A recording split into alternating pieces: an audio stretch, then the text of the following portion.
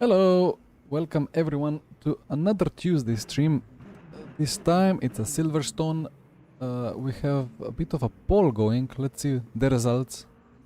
I forgot to ask about it last time when this was the name of the stream. Tire versus tire. I wonder what the result's gonna be. Oh dear, what is this?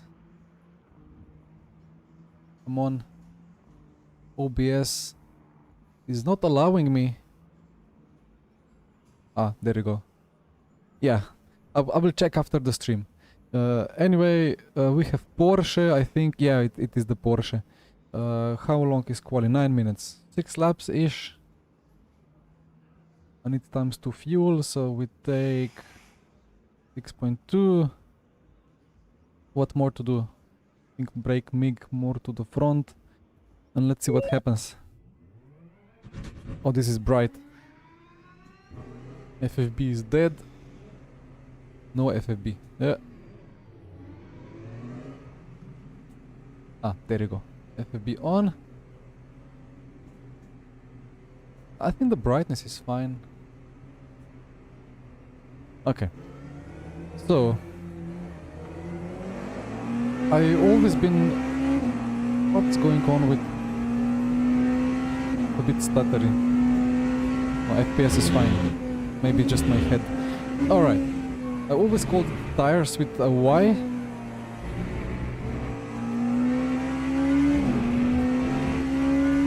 So let's see. I'm not tired. I mean, slightly tired because we spent the afternoon outside, but that's the good way of being tired, so all good. Understeer, understeer, understeer. Right, for Quali we need less front air, be more... No, that's brake bias. This is not gonna go well. Rear air B, let's put it 3. Beep beep beep. I'm not ready. I'm not ready to donate the DR yet. And this is Quali. Well, we have compound. Tire, it's tire with a Y here. Tire pressure. Well, let's go.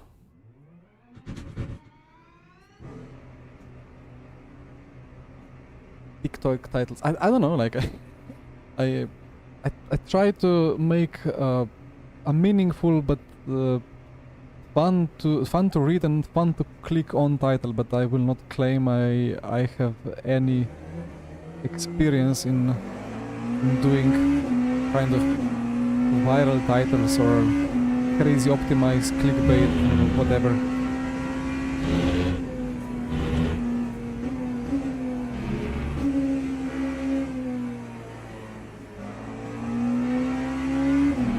Okay, rear RP, let's put 2-3 and hope for the best. We have a couple of laps.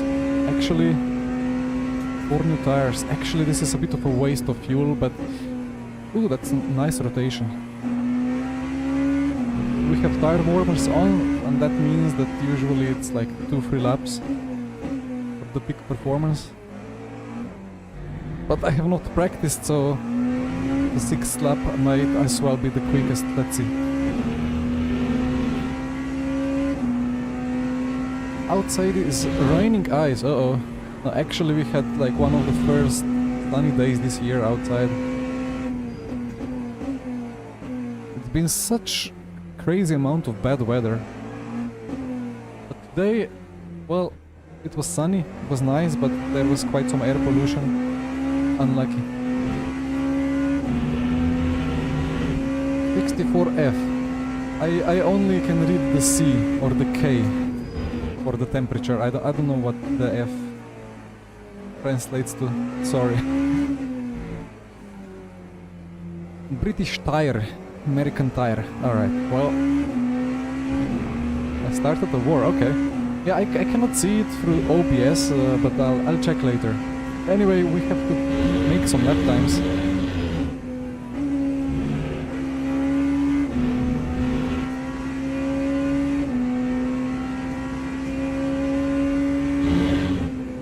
And this is basically my first Porsche experience on the new tires. I drove it at... I did 4 laps with it at Le Mans on the fixed setup for a quick double check or a quick bob check. And I did 5 corners with it when trying to get the stream thumbnail. And I've done 10 laps with the Alpine and I said no, I'm not driving the Alpine today. The Alpine has that weird anti-roll bar, you know, just like anti-roll damping. It's not really doing anything, and with the default setup you really need to change the ARBs to make the car turn. That cannot be done on the Alpine.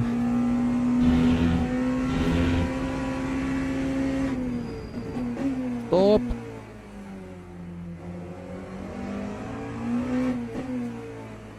The Porsche is actually really good, like it handles so well. We joked with the teammates at Le Mans when we were doing the bob check. I said that it drives smoother than my Skoda Superb.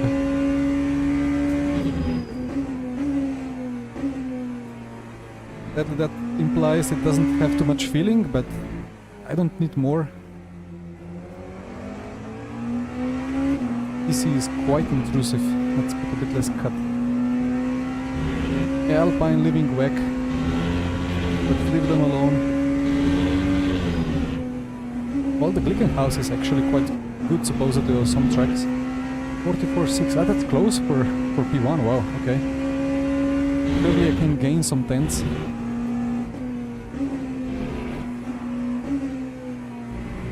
In the practice server with the Alpine I did like 46. Struggled to make a 45, but here instant 44.6, so... glad I didn't take the Alpine.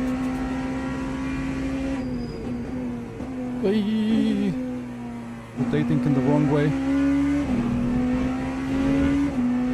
Any tips for braking hypercars?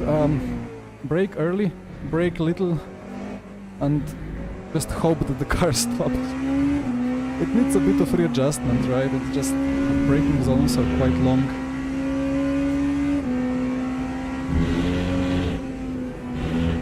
Like this one here. I don't know where to brake even. Okay, managed to stop it.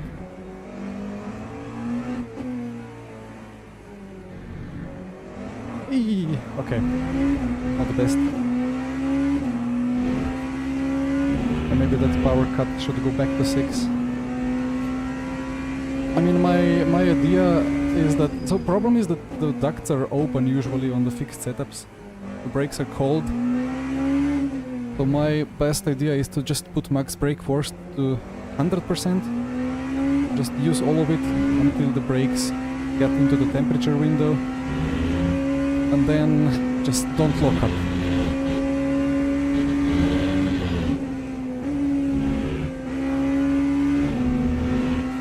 Come on, 7 tenths. Can we find 7 tenths?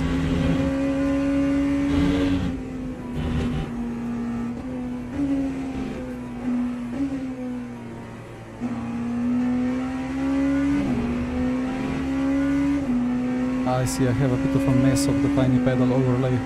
Clean that up. Light for the fans, well. These long corners are actually quite tricky for the new tires. So easy to overturn the steering wheel.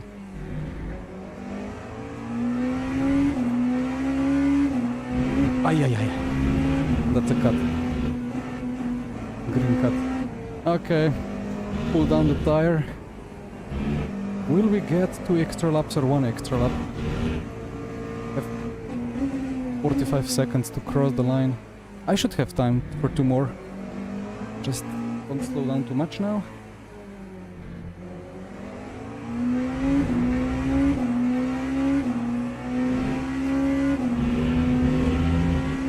Lep pozdrav. LMU and VRAM. It's the texture detail and car detail and opponent detail, track detail as well. Don't use ultra. Okay. 2 attempts to go.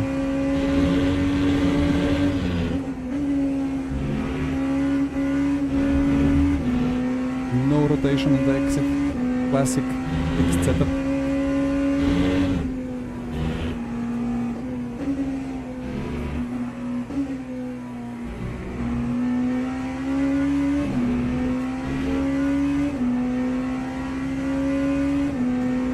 I'm not asking for P1, but P3 would be nice.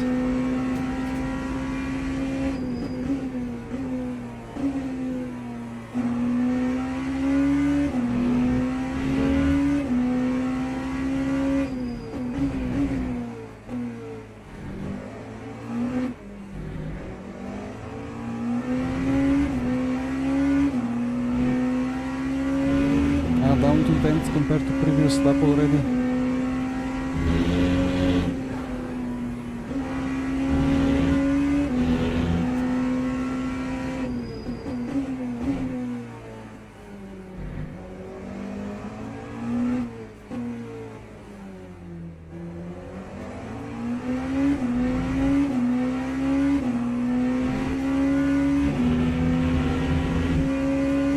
Almost enough for P3.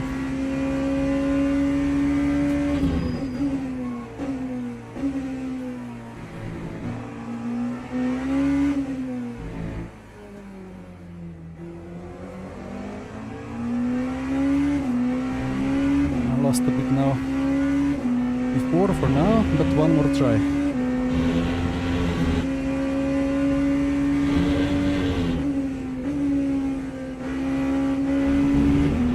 And it's a cut. Well, we keep going anyway, just to get some feeling.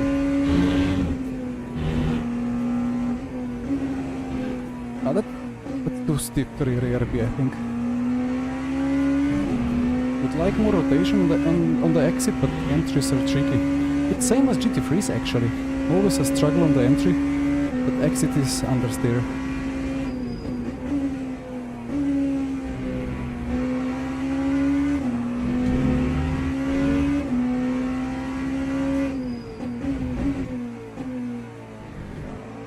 Valkyrie's P1, P2. Actually, I love to see this, because I've got the Atom Championship on Monday, and I drive the Valkyrie there. That's great news. Ah, look at the delta. Actually, I've just been too aggressive previous lap.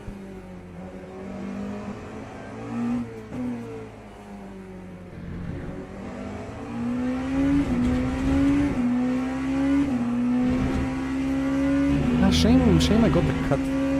Well, 2 cuts. Pole 42.9. Uh-oh. Ah, the Ferrari is just league of its own, to be honest.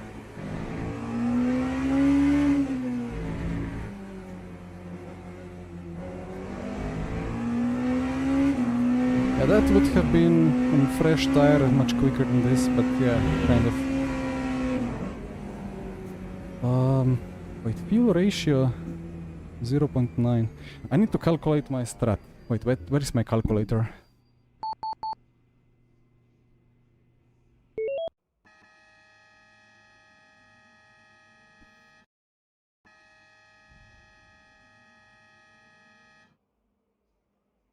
Right, not tried LMU FFB yet.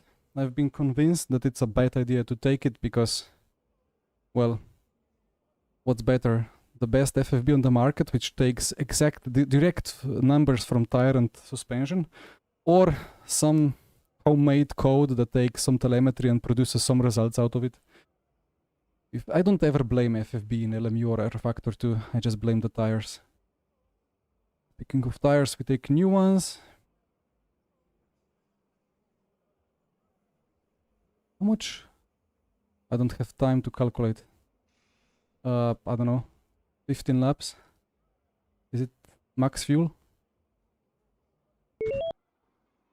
A bit less than max fuel. I'm just gonna take all of it. Whatever, 12 laps. So I had 2.3 before, let's take 2.2. Maybe a bit less. This is slip. Aston. Then we have the Caddy, then we have 3 Porsches and 2 Ferraris behind. Alright. I don't think there is rain. No rain coming. They are too scared to put rain for the hypercars. They are too scared to turn off the tire warmers. I would love a race without tire warmers.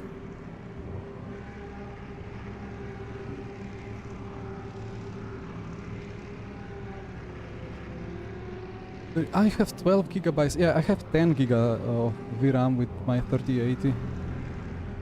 And that's a bit of a problem. I mean, actually it's quite balanced because sometimes on lower details I run out of like the 3D quicker than of VRAM.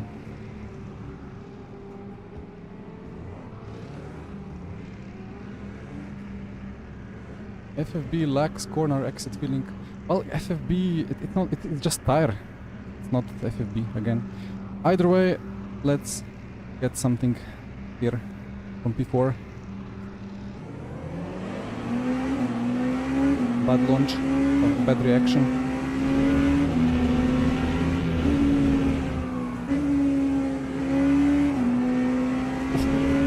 Risky.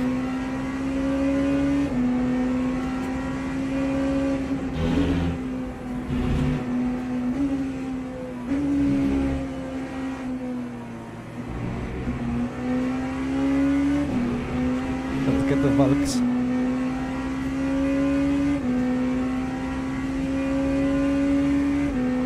Clean up the tiny pedal overlay.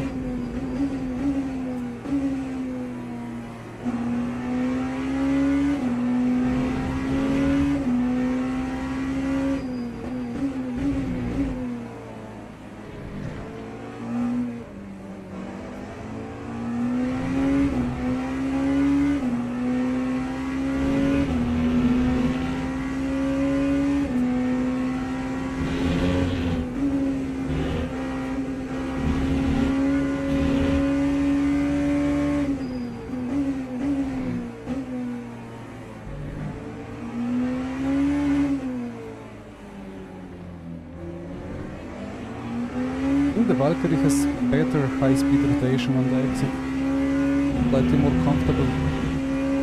49-inch with 3080, well, it's 1080p vertical, so I can almost see the pixels. But it would be unable to run higher.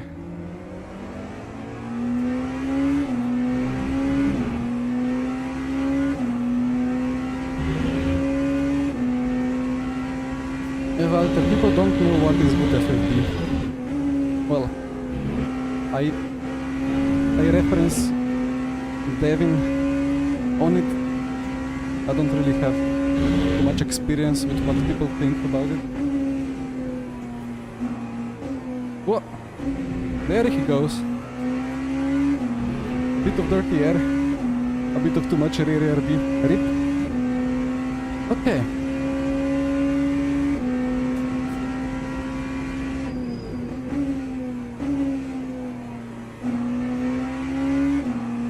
Do we have the pace?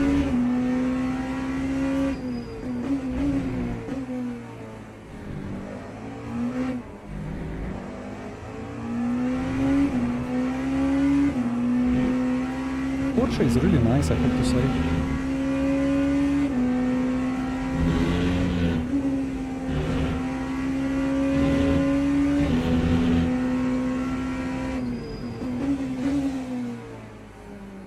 Donation, we have a donation, wow. Thank you. Much appreciated.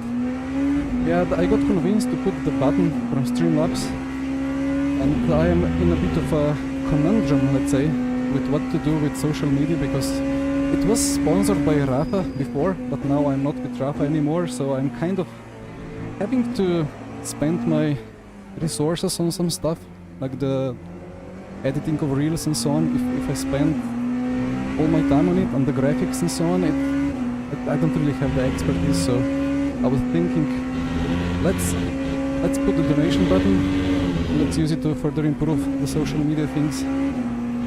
But much appreciated.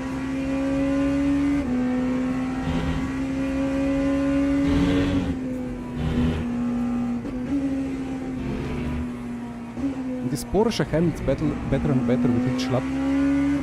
Delta agrees.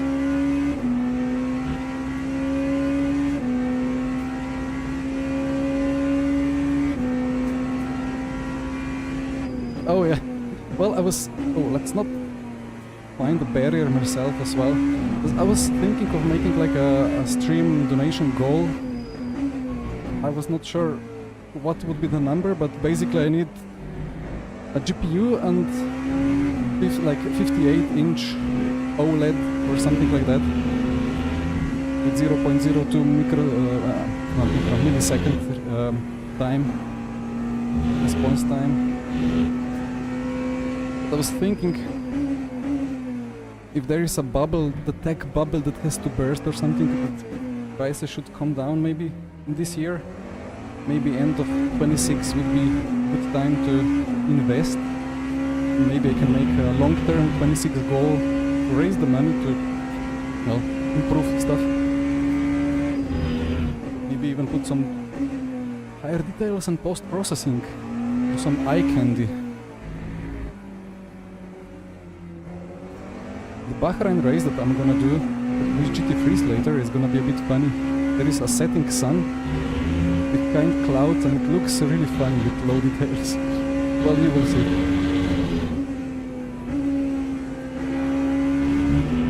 Both taking the cuts. 57, yeah, I would have something like that, 50-80 probably. I mean the PC that I assembled, it's ready for a bit of extra power draw. I think the 3080 has 340 watts. I could increase it a bit, though in the summers it's so hot in here. But in the winter my room heater, the radiator, is just fully turned off because the PC is already hot enough.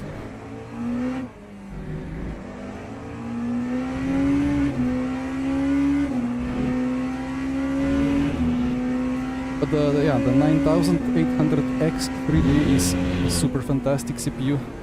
Really glad I got it.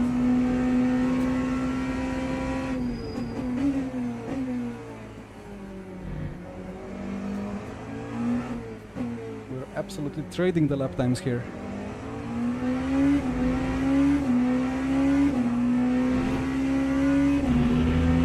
But yeah, I mean, I don't know.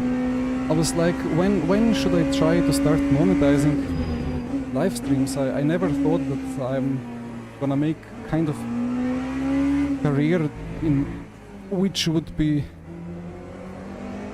like where live streaming would be part of it, but it's important to keep going, I think now. Rafa put me into the spot, I gladly accepted. And then I was like, well, if I get 100 viewers on average for the live streams, then I guess that's a really good goal. And now sometimes you guys keep watching me and then there is 100 plus viewers in some streams on average, and it's crazy. And it would be a shame if I just said, well, if the team is not sponsoring my content creation anymore, let's just stop doing it, would be a big shame. So yeah, let's see where 26 goes. I don't really want to put adverts on YouTube and so on.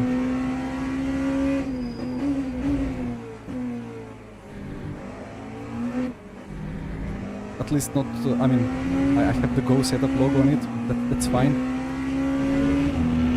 I mean, I do the Go setup as well, so it makes sense. But if it was a live stream advert which would just cover everything, I don't want to go there. But let's see, it's gonna be a fun year. Closing the gap. And I see a purple sector too. Come on.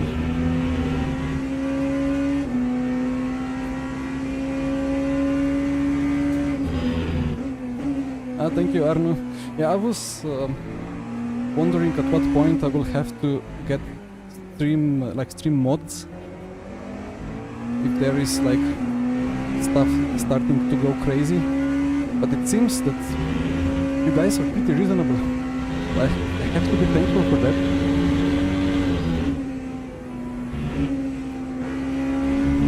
And the YouTube is calming down all the bots as well. So, track limits. We have 5 points here, wow. 20-minute race.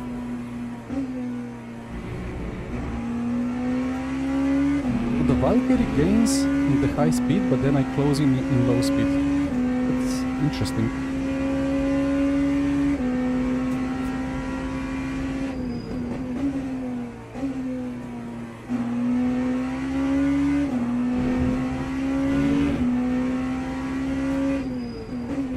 I think if the Valkyrie brakes, oh, that's a cut.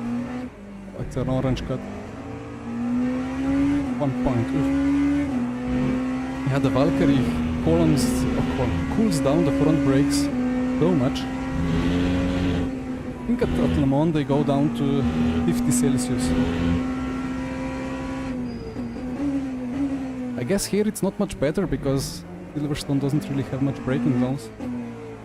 We need to brake so early, the front brakes with the valve to achieve some temperature and actually start slowing you down.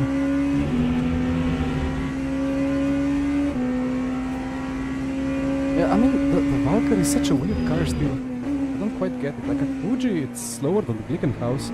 Or actually, maybe just the Glickenhaus is a really good car at Fuji for some reason.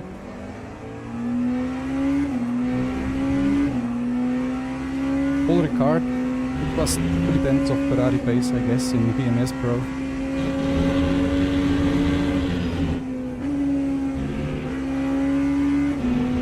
So 6 to go.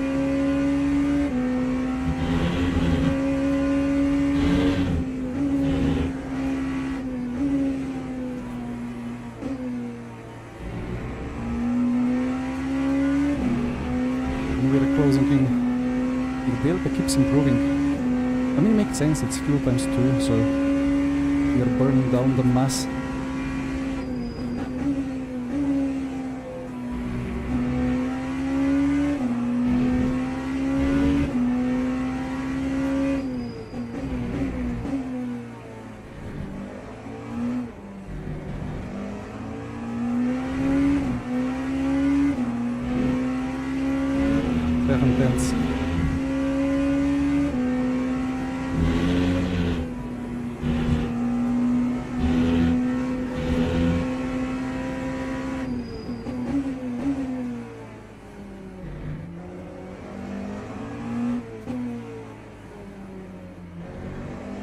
I'm try-harding too much here.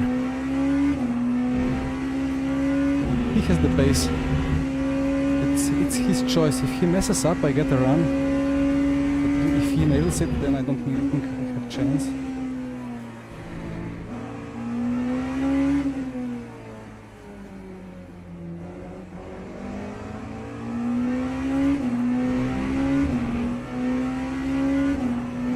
But the Porsche feels so good in high speed, it's so neutral.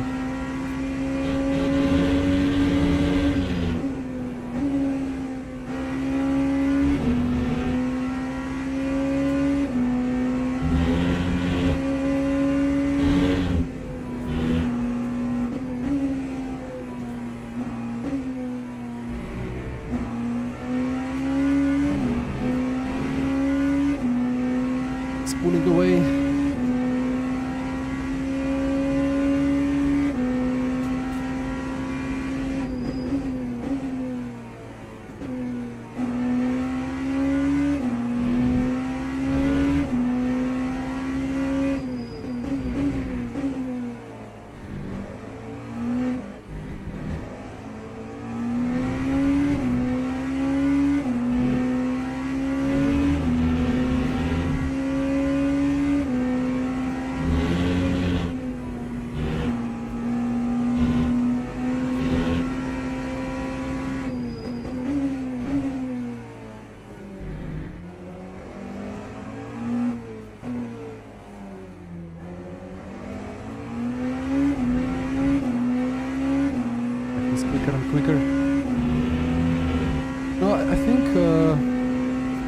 there is no like max power is not a max RPM in general.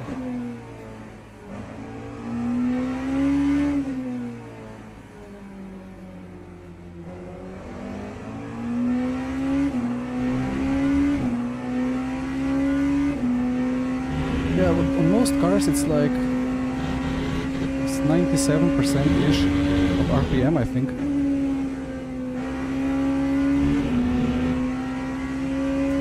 Well, with the Ferrari it's much earlier.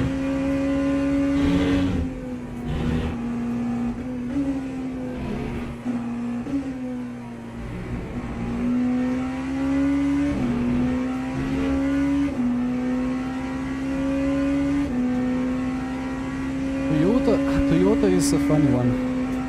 Toyota is good in straight line. Problem is, it has terrible 7th gear. So long that you just lose a lot of time after upshift.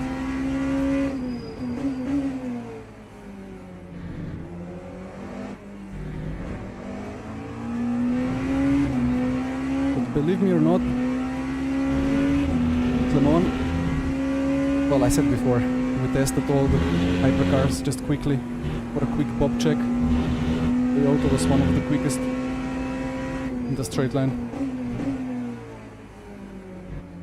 Not the quickest, I think the second or third quickest, but it's small margins. 331, 332, 333. Well, there is a Vanval that doesn't really reach 325, but yeah, you know. Oh. Giving me the chance.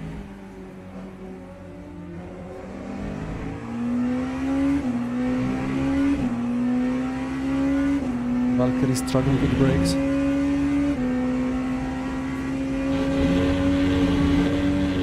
You know what? I think the Valkyrie is one of the trickiest with the micro lockups. If you have a small lockup with Valkyrie, it's always a big moment, like a big braking loss.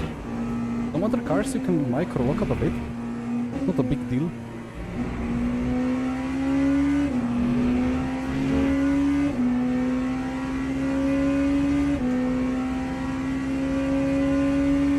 Ferrari gears are strange as well, right? But Toyota is like 6 short gears and then the 7th is just like... As there is no 7th but only 8th gear.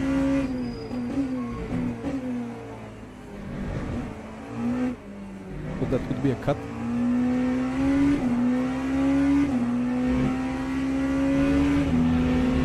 Come on, 2.5 laps.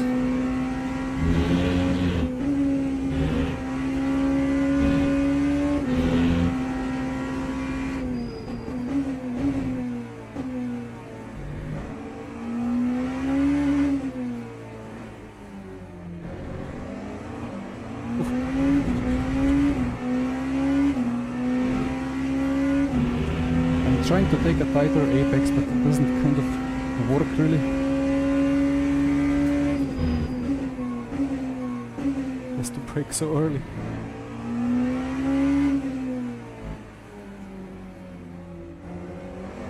Yeah. Why is this going on? Well, I mean, let's put this is back to 10, so I'm on default values now.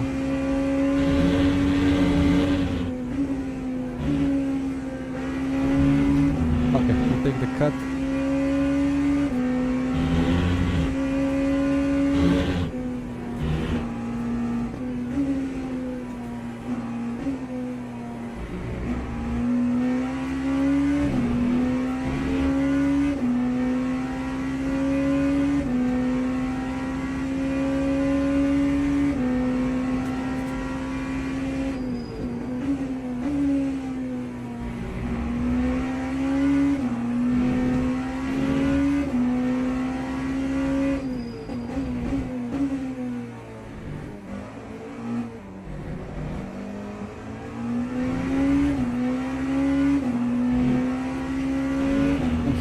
Flying off again.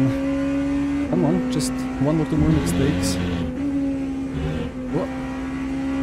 Okay, off track.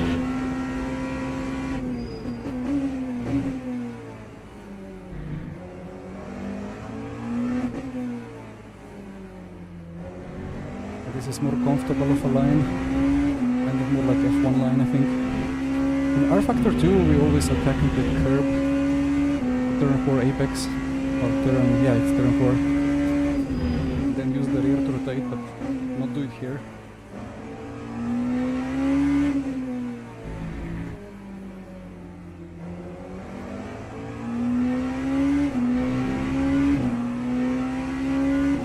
Into final lap.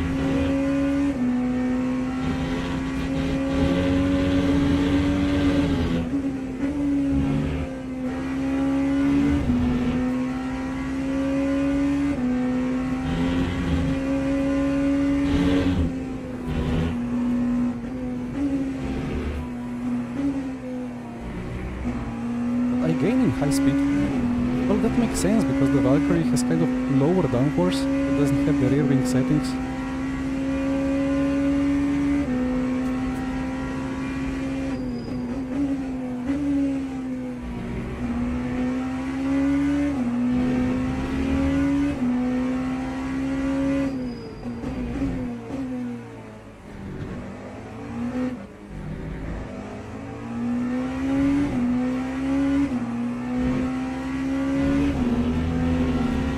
Delta is very happy.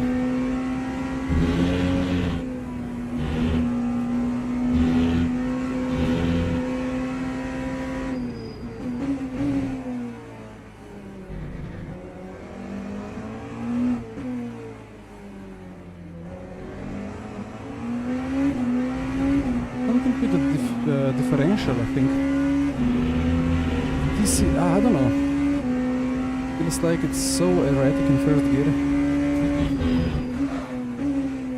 That's a bit too late. But well, P1 is not really looking like intends to spin off now, so it's gonna be a GG. But still a PB in the last lap. But across the line. Okay. Well, nice job. I'm happy that the Valkyrie is quick. I have chances on Monday in Datum Restech. Although what cars are there? We have a couple of Valkyries, we have a couple of Alpines. Alpine could struggle here. I think it will struggle, so good chances. RF feels different in last lap. I think it's just this fuel times 2 and the wear is not really as quick as the fuel consumption, so... And the Porsche is quite nice with the wear balance, looks like. So... yeah, it goes quicker and quicker. Well, Nicholas, you always have in LMU... Actually, you have the power... Wait, I can actually check if that's the case here. I open Motec.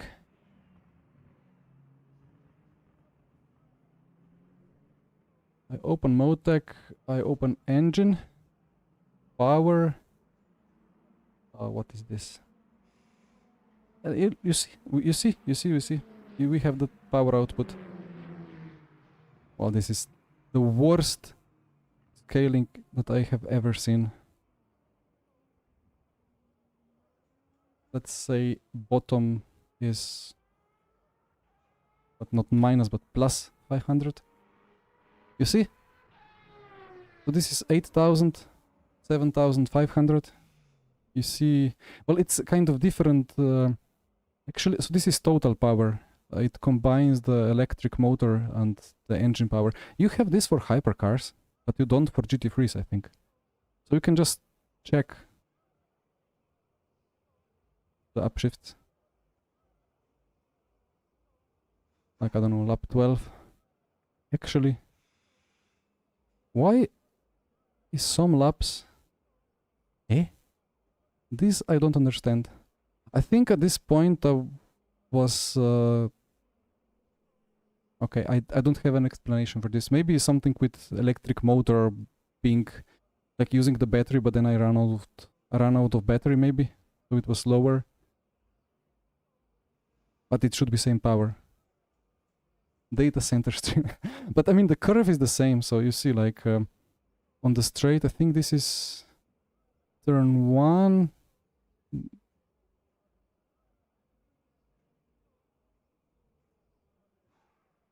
Wait.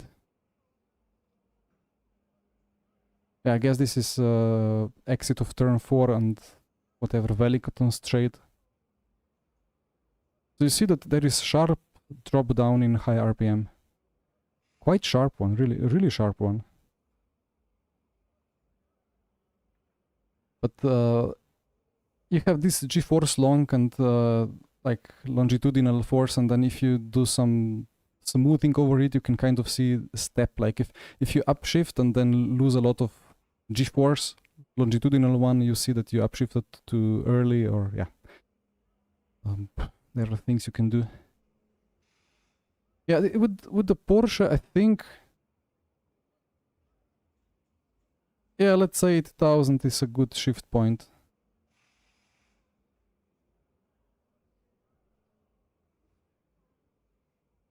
Where does it disappear? It just disappears off the graph. You know, it's tricky to show because it's partly electric, partly combustion, so I don't fully understand how it combines it into this. Anyway, let me just quickly check the start. Actually, not the start. Start was good. I did a good move around the outside, but Basan in the caddy was very helpful with it. I thought he would just slot to the left, but he broke.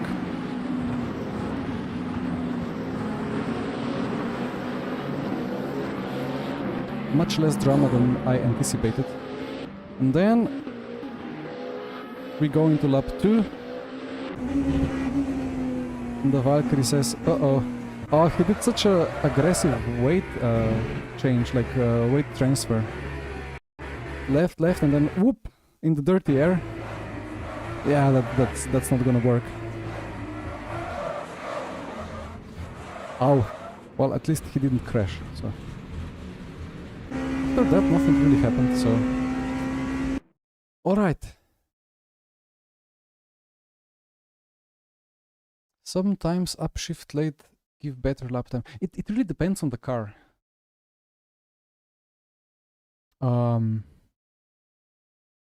Is it me, or are those brackets, or like those graphics, smaller now? I've seen these go one by one, appearing one by one before, but I don't know. Doesn't matter. Okay. Well, now the plan is to do another one, but with... I wanted to check the Toyota. I think the Toyota is really good. Or yeah, really good to drive. But we have 15 minutes, so I have a very quick challenge to do before that. Register Toyota. There you go. 15 minutes. Discord challenge incoming.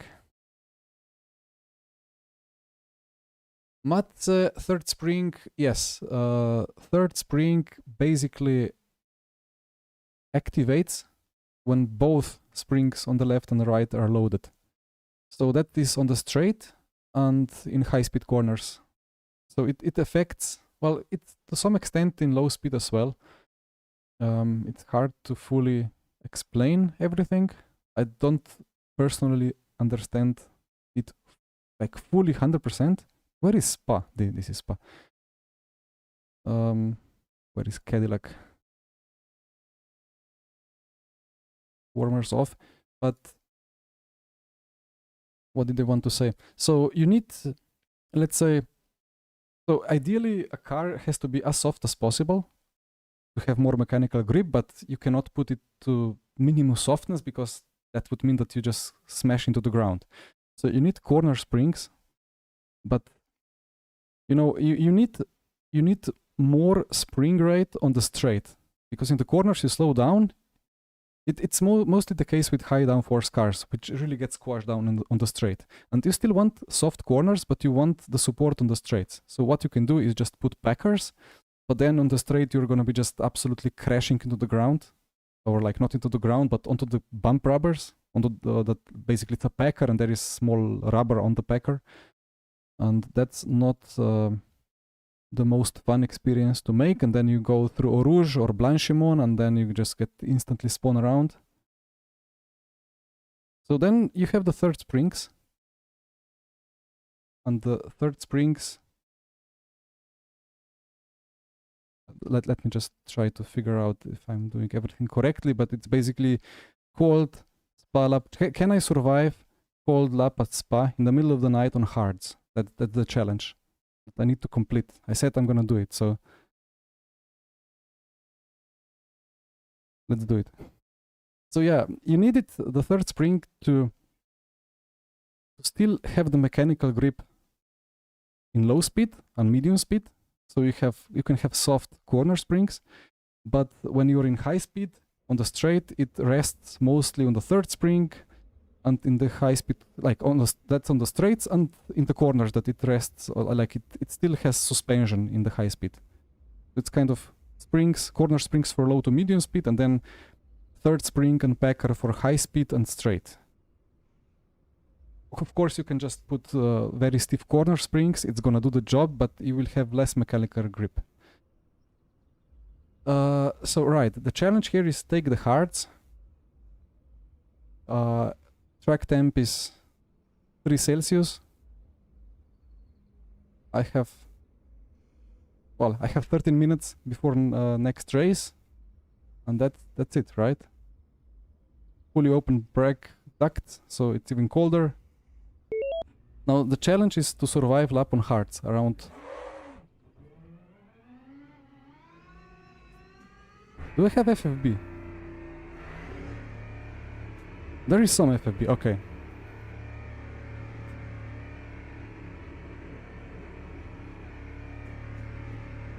But yeah, I mean, you know, it's the judgment that you have to do is at what point, like how much do you want to crash into the packers and the third packers? Because at corners like Eau Rouge, you have to use them a bit. Was challenge also TC off? I don't remember. Oh, that's not the TC off.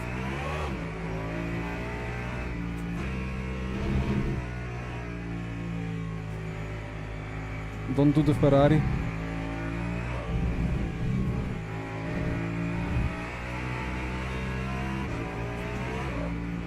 Not flat out? Flat out, okay. Flat out of 230.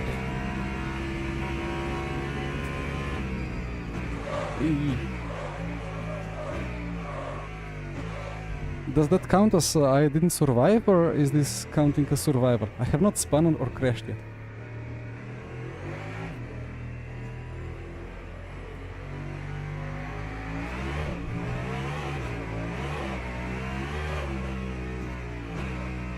I mean, this has too much grip, I believe. I think in real life it would be more slidey. At 3 Celsius track temp on hards. Off track failed, uh-oh. The challenge was to survive, not to stay on track at all times, you know. So that's my biggest problem in LMU with cold tire is that it's just understeering. But in real life you cannot really search for grip because you're just gonna snap the rear. But here you just run out into this deadly understeer, just nothing happens. And then if I do front air B1 and rear air B max, let's see what happens with that.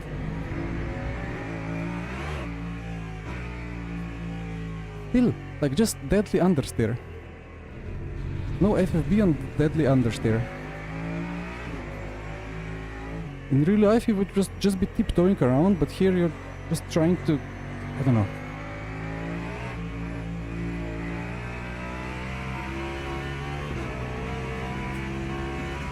Can I not crash at Blanchimont?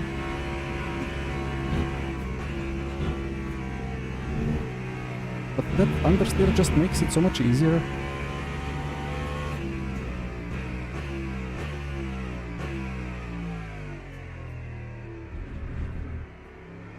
One more Rouge, and then I go back to Silverstone.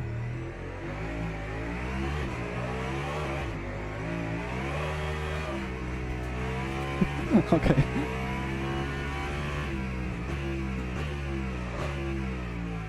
easier to catch than expected.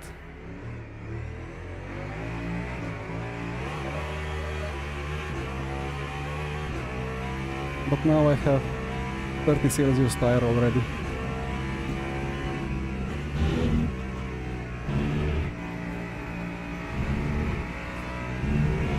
Let me just go through the comp so the challenge is fully completed.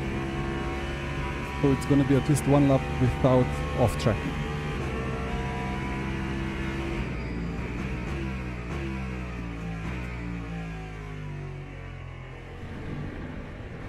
Okay, that was easier than expected. The hards actually warm up quite quickly. There is grip, the rear just doesn't snap. I don't know. It should be trickier, I think. Okay, anyway. Back to dailies. And sorry for all the messages that I have missed already. I'm gonna just quickly go through a couple. HYsprint series. 7 minutes. Well, it wouldn't be bad to do at least a lap or two with the Toyota.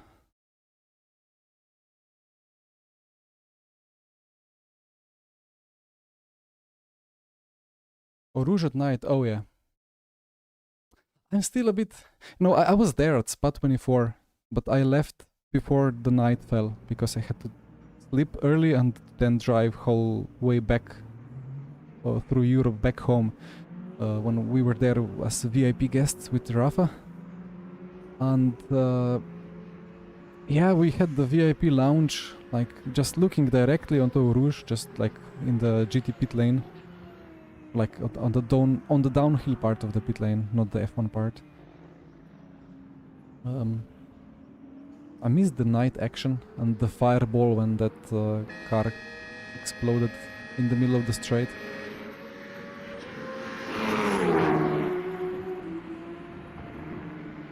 I don't know what the Toyota needs. It was 12 laps, right? Well, let's see. Ah, penalty for VMS. So basically, I knew I'm gonna get one penalty because that move, well, I mean, it wasn't a move, I just straightforward crashed the poor GT3 of Mr. Alexandre Le off track. Because my brain absolutely melted after seeing traffic, the same traffic every lap, so yeah, that's a 10-second penalty and 2 penalty points. But then I got 10-second penalty for a move on Di Buono. So if you watch that, you would know that it's not straightforward. So in fact, I went through the rulebook and I think it was actually a fully clean move and that actually he turned in on me. So I protested it, or like I appealed the decision. So let's see what happens with it. Killed poor, yeah, it was not, actually it was not Valentin Barrier, I thought it was Barrier, but it was his teammate. It was the same car, the same AMG, but it was Alexandre. So, well, it doesn't really change much, right? So, but yeah, for Di Buono, I think the question was, did I have the overlap on the turn-in point or not? And I think they will kind of argue that didn't. But Di Buono, you know, I mean, that's gonna, you're not gonna understand if you didn't watch my last stream, but let me, how to explain. You know, when you're going into a corner, if you're battling, you will sometimes like turn in a bit earlier. Like, let's say here. Normally you turn later, but here you will just do this and then do this, kind of, because you're kind of reacting and try to squeeze the car on the inside. And that's what Di Buono did, and that could be already taken as the turn-in point. And at that point, I just about did not have the significant overlap. So, but I argued that he turned in a lot earlier than any other lap, and that his actual turn entry point is some meters later, and at that point I'm just fully alongside. Also, I had lower speed than every other lap, so, you know, I was easy making the corner. I made the corner despite he turning into me, pushing me onto the curb, and me just fully flying straight. Oh, I know this livery. Oh, isn't it a beautiful livery? I drove this livery at Maastricht. The ERA. Still have a video coming. Hopefully it's gonna be funny enough. But the video about our road trip, our esports road trip to Maastricht for Sim Formula Europe from the competition. Good memories. Yeah, Bono, it really shouldn't have been a penalty, so I argued it. I think the rules are fully in my favor, except if they decide to argue that turn-in point is the earliest moment in the braking zone when the defender moves the steering wheel. Which is a bit silly because, you know, like, the most notable incident like that is Prost versus Senna at Suzuka. Prost just turned in way too early, forced the crash. And back then they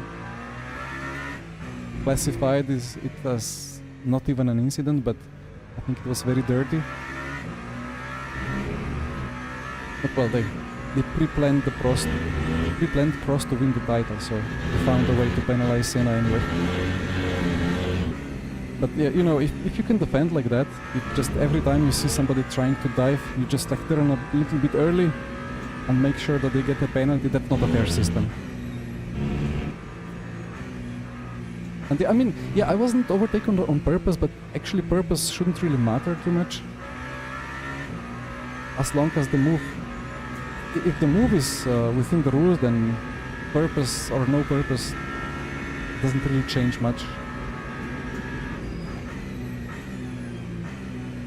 Okay, I need to adjust my anti-roll bars again. 5-1, let's put 2-3.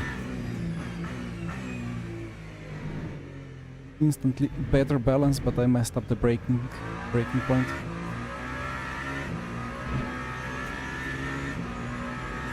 Okay, he looked good. Ooh, another important thing with LMH hypercars, don't have too much of deploy because okay, maybe too air this, because with too much deploy in these longer corners you will have the front pulling you too much and causing understeer. So I guess we are gonna be running 80 or so, but as slow as possible.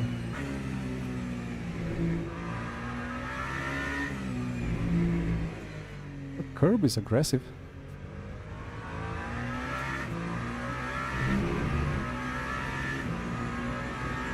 Protest for picture. No, actually, I mean, he had the BMW, so I cannot blame him. BMW is absolutely horrendous on the brakes. So he just broke early, but I don't think he really broke more than 5 meters earlier than normally. If anything, it would be a protest for him turning into my side and causing a collision. But you know, I don't really want to protest people and so on, but I'm gonna appeal because I don't think the penalties towards me was fair. And then 10 seconds would be 2 positions. But well, maybe that's gonna be the... actually was P6 at Fuji as well, I think. There is a drop round. So if I get 20 seconds, then it is hopefully the drop round that I can use. Oof. I enjoyed the... Oh, that was a pro move. I enjoyed the Porsche a bit more.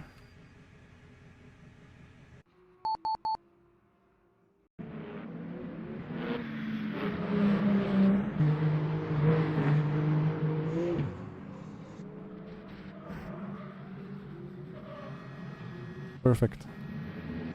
Do we have a better camera?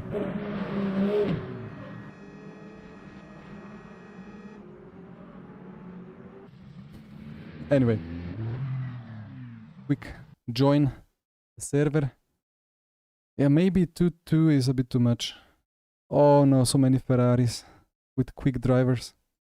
What does the leaderboard say? Him is doing 43.0. Ferrari. Uh-oh. What is a Toyota? Let's see.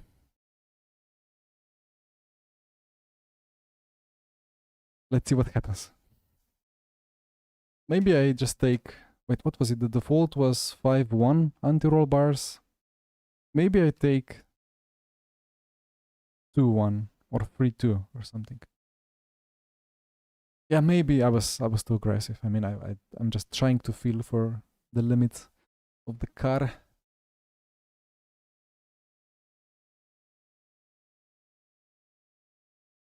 The hypercar only feel good at the outlap with the pre-warmed tire. I don't know. I mean, I feel kind of consistent, but it's still... I still feel like it gets quicker. Quicker and quicker. Detached. I don't know. No idea about Kemeny. He's quick, but... Who knows? Maybe he was just... driving in non-esports time slots or whatever. Was it 6 laps? Yeah. 6 laps.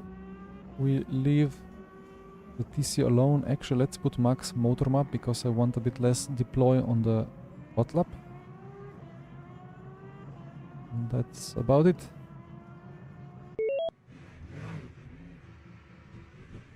Quick balance check. 2-1 or 1-1. Let's try 2-1 for now. I mean, I don't really want the understeer. I think it's a bit more rotated than the Porsche.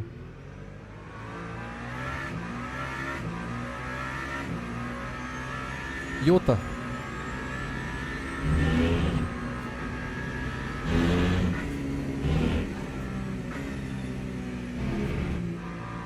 I cannot think of Jota without thinking of the food. Slovenian Jota. How much Steam Rig total cost? I will tell you, just let me figure out if I have everything I want. I think I do. So,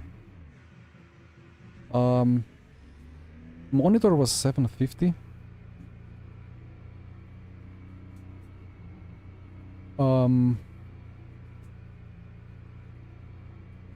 Like I'm trying to think what I paid back, but CPU was sponsored by previous team. Team Rig is sponsored by Complexity when I was at Burst. Well, SimuCube sponsored as well. Steering wheel prize at Sim Formula 2 years ago. The SimLab seat was the price for Formula Sim Racing. Wheel stand was sponsored as well. I paid a bit for the Sim Rig, I think it was just discounted. Well, the SimLab, like this rally style shifter, it's price pool as well. I bought the H pattern. I bought the Huizenfelds. I think my full spend was like 2000 or less than 2000. GPU was sponsored as well when I was at Burst Esport. I immediately won with it the next race. It was the Le Mans Virtual Series Round 1 Bahrain. It was a good investment in the team back then. I don't know, I guess it would go 6, 7, 8, that was not intentional joke, 7, 8k euros maybe, if I had to buy everything myself.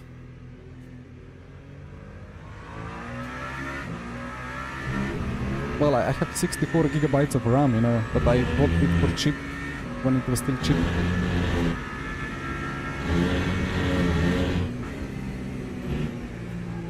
Stay on track. Of course, Fabio.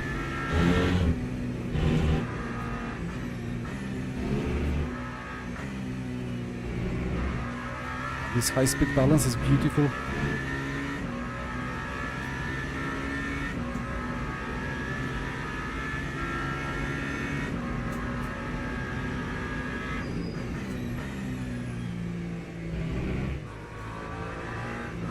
There's there. Ah, okay, green. Oh, this was not gonna be... This is not gonna be the best lap ever. So I did 44.5 with the Porsche. Oh yeah, okay. I see. It's this lift-off oversteer. I don't get away with it. Okay, let's cool it down and try again. Well, I mean, it's not. It wasn't Simulcube sponsoring me. It was just well, Simplexity being the reseller and sponsor for Burst Esport. So best GT3 at Le Mans, I have no idea. I think the lap times, like there is this bug with the weight now and the cars are just a bit too quick. Jonathan, well, it's part-time streamer, part-time esports, let's say. Or actually, let's say I'm full-time esports, waiting for the big LMU esports things to happen, and I'm adding the value to it with the content creation.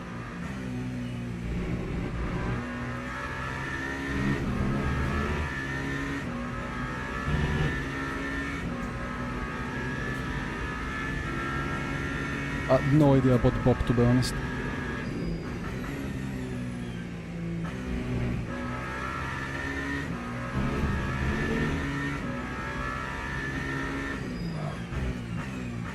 The brakes are nice on the Toyota.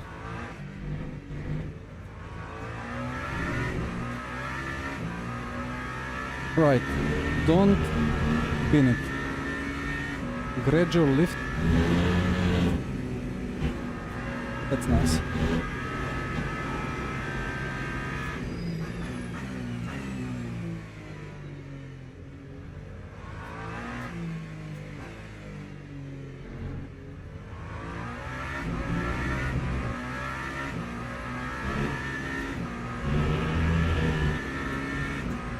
Well, I wish for a 43. Let's see, it's not gonna happen probably.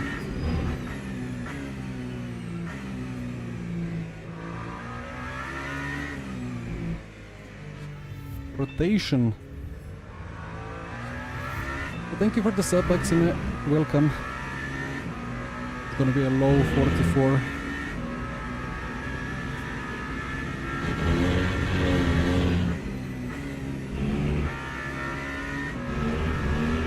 Oof, that's a big gap to the Ferraris.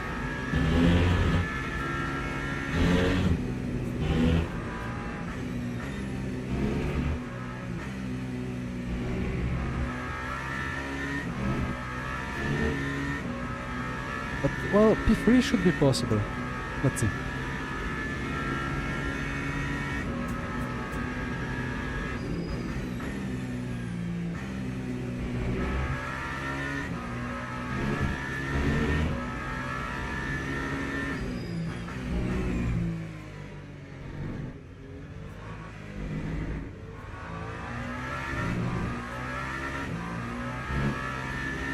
Just need to stay smooth.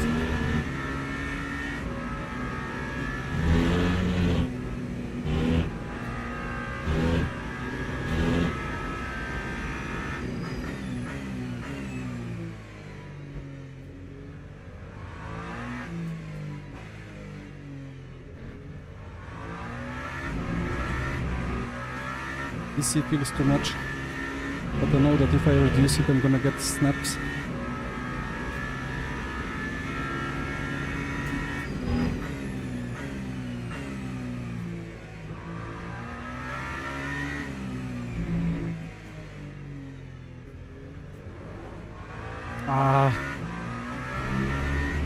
I didn't even have to switch it and I already got a snap. Almost before.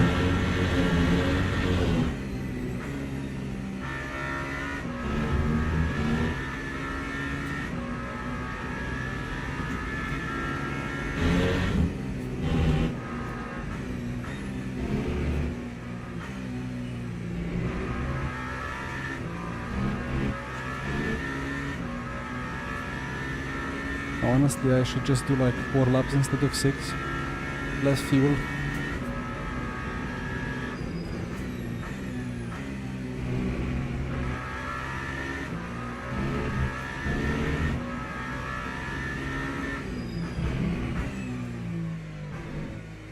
Lock. Okay, how much time I have? 10 seconds each to spare to cool down the tires. And then I try again. How hot are the tires? 87, yeah, that's in the limit.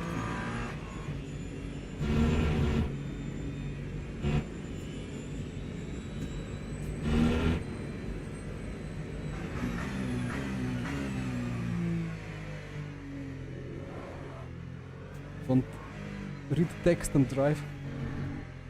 Plus 30 for Toyota, I mean... I don't know. Feels like Toyota is kind of alright. Not too quick, not too slow overall, but Ferrari... I mean, we will see in the next weeks. Ferrari feels a bit too much.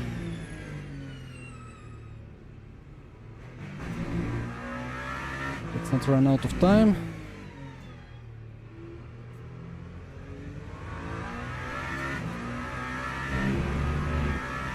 Here we go, one final attempt.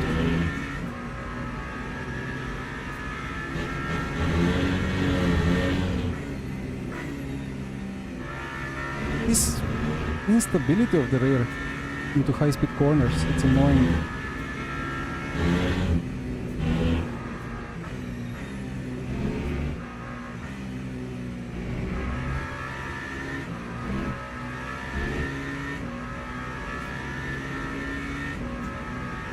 Let's get 30 milliseconds. Come on.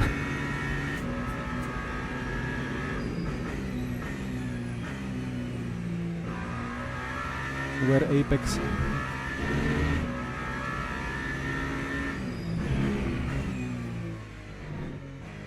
Ah, I was in first gear. I think the tire is a bit too hot now.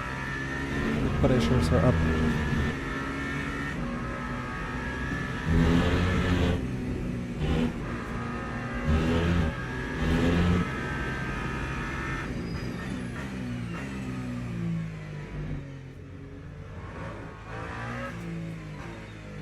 Nah, I cannot. Let's just see how much I lost in the last corner with the snap. Ah, P5, okay. Well, 4 beautiful Ferraris ahead of me.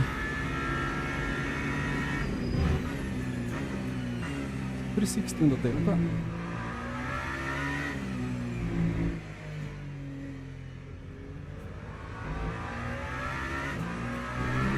$200, okay, so 10.5, let's say. Actually 2 tenths if I took the shorter line. Yeah, 2 tenths. So that would be... well, it would be P4. But okay. Not too bad. Not too bad.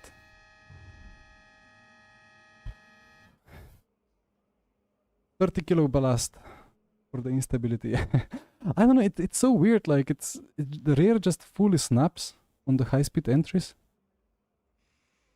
New tire. We will do 12 laps, right? I forgot about the fuel ratio, but fine. What more should I say? I have too little cooling. Turn the fan a bit higher.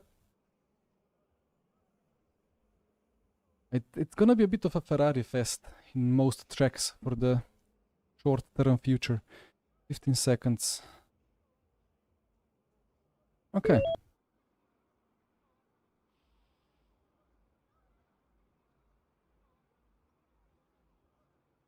So I had 2-1 ARBs, right? I don't know. I need 3-1 into high speed, but I need detached 1 into low speed. Just gonna keep 2-1 and I'll try to not bin it. Well, a bit of dirty air will probably induce a bit of understeer and make me more stable in high speed, right? Usually ends up rearwards into the barrier.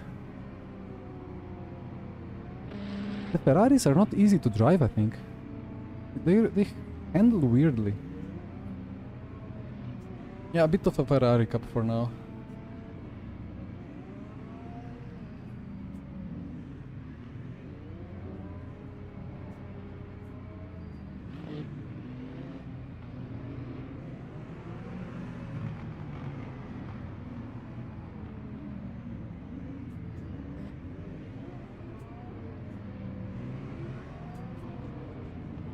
Yeah, the Ferrari fixed at Monza was super difficult.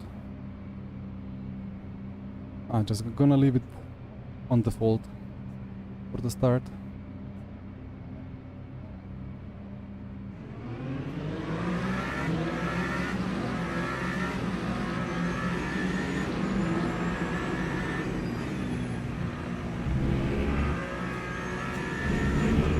And that's a P4.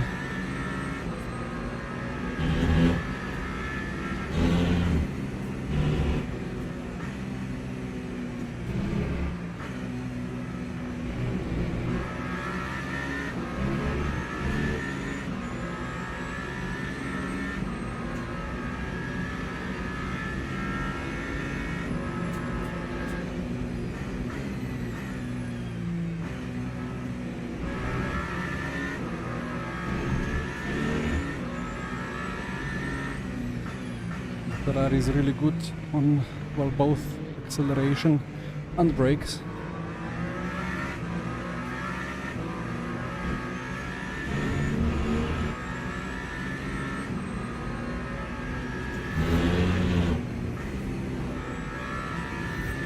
Thank you, Andre. Hello.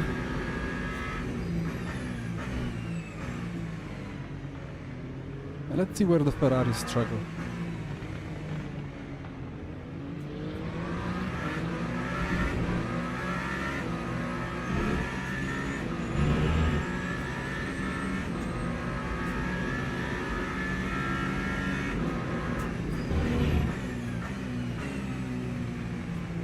I mean, thank you. Much appreciated. That's kind of a corner where the Ferrari would struggle, because I was dying every lap at Monza into Lesmo 1. The rear absolutely snapping out of nowhere.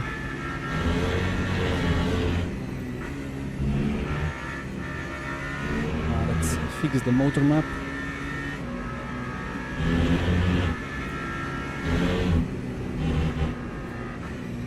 You know what? I think these new tires hit the curbs better. Like vertically at high speed. The old ones were super aggressive, but this just kind of glides over it. Ironically, kind of like iRacing.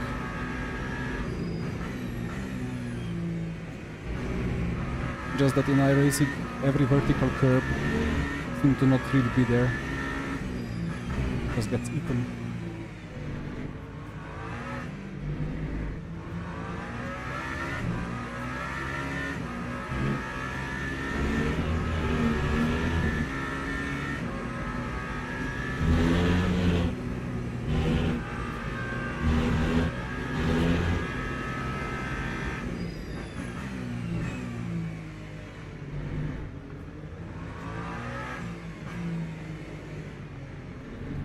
The Toyota got pole in hands of Arda Erzan at Paul Ricard, and then Gillison with the Ferrari stormed through and drove into the distance.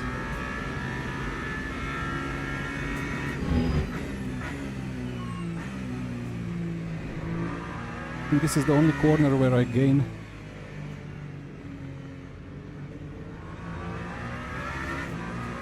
But let's see if I can get a good tow.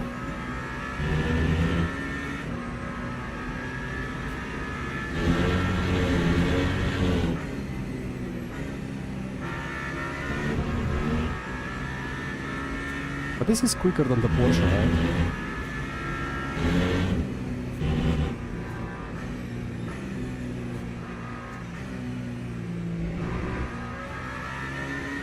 Forgot what I was doing with the Porsche.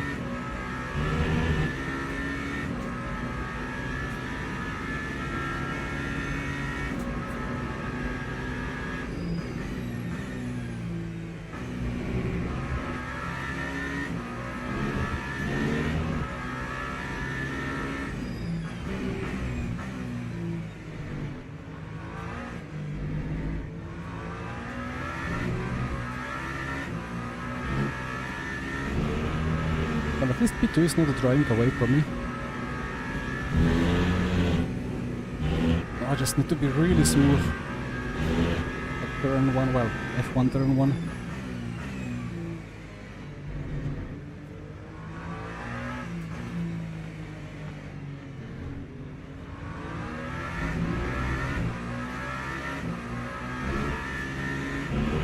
at the moment.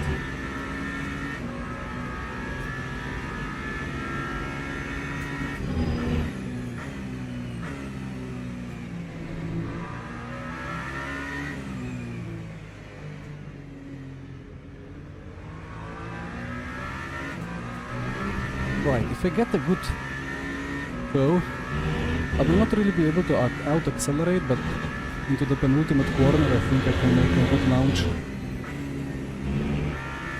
Or make him defend and mess up.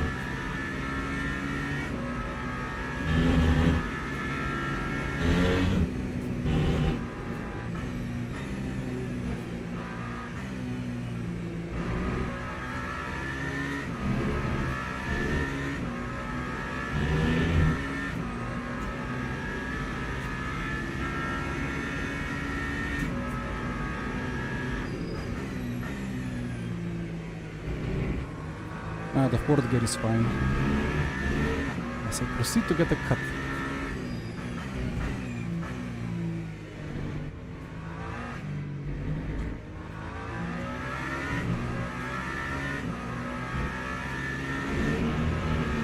Yeah, sparks are off. Sparks turn on if you have special effect on medium or higher. As Bassan is jumping over the curbs. But there are potential issues with sparks. Sometimes they can cause stuttering. Oh, that was bad. Bad exit. So I just prefer special effects and stuff like that off. For the time being, at least. With a better GPU, it's gonna be easier one day.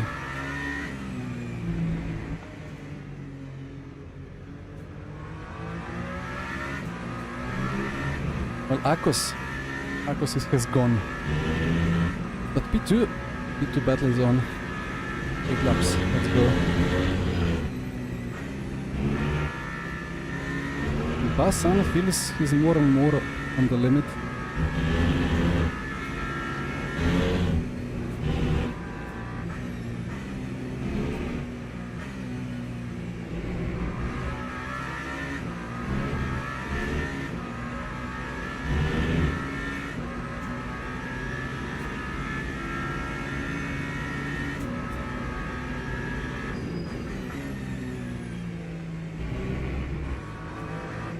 Actually, something happens in fourth gear.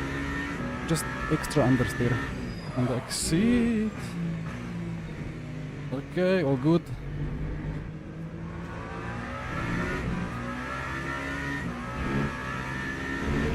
Why am I fixing something that's not really broken? Just keep the third gear going.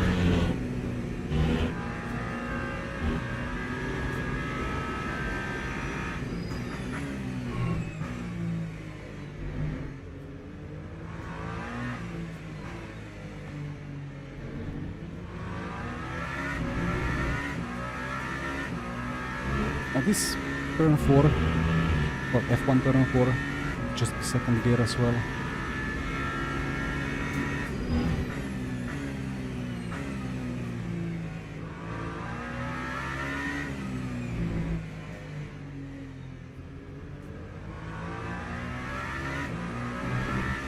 Come on, I have a bit more pace than previous race.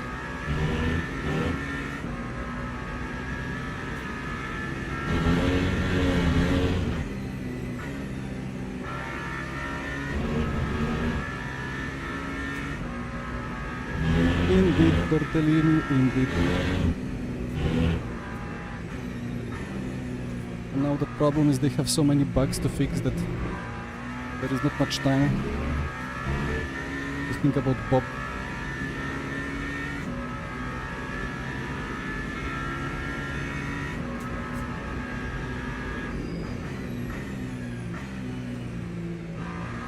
Just rotates so much better in third on power.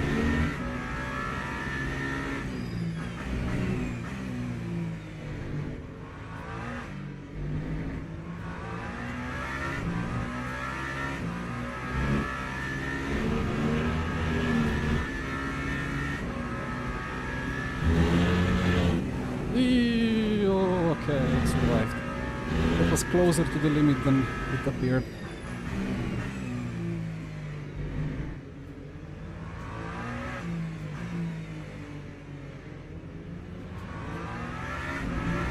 Well, we're eating the bugs for lunch, right?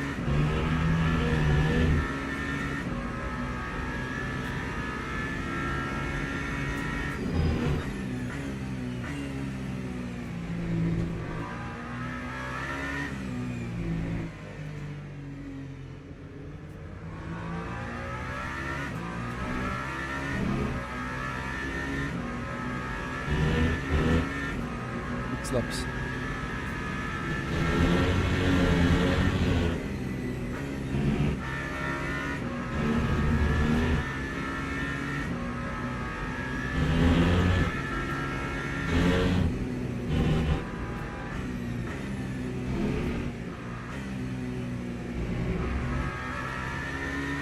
Is that a slight wobble from the Ferrari?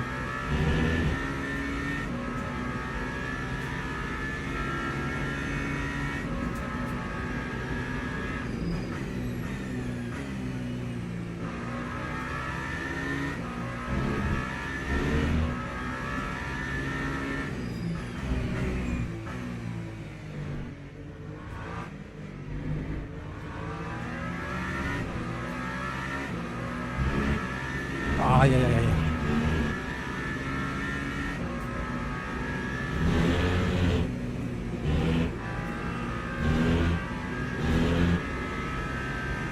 Wait, what? What? No crash. Only talent. Okay, that's an unsafe rejoin, so let's not crash him off. What was that? I mean, that's not low cortisol anymore, right? What was that? Oof, I mean, I caught it. That should have gone into the barrier. Took like 5 attempts to catch it. Okay, well, there is still a Ferrari ahead. Why am I in third gear? I have no idea.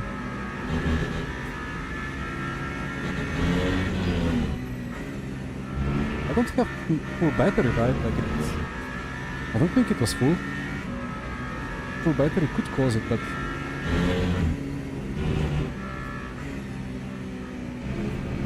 Ah! There we go. Oh dear. What is going on? DR donations.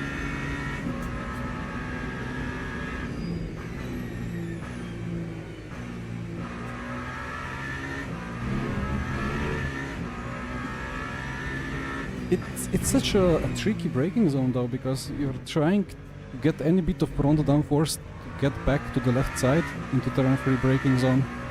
Well, I keep calling the terms by F1 layout. But then maybe it was a bit of dirty air as well. Yeah, you're like loaded and then you try to brake, and never had that before, but okay, I mean I've done 10 laps with, 15 laps with the Toyota, so cannot really complain.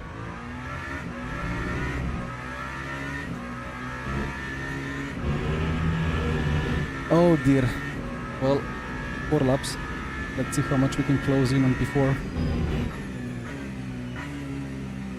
Or if we can climb up the leaderboard.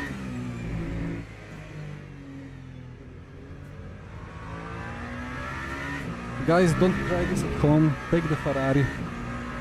It's gonna be easier.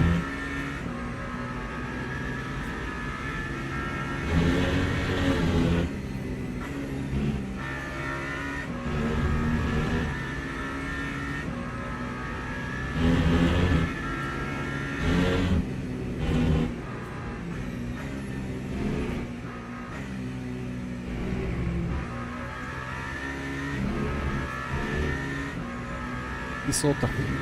I mean, I don't know about Isota. It used to be good at some random tracks before.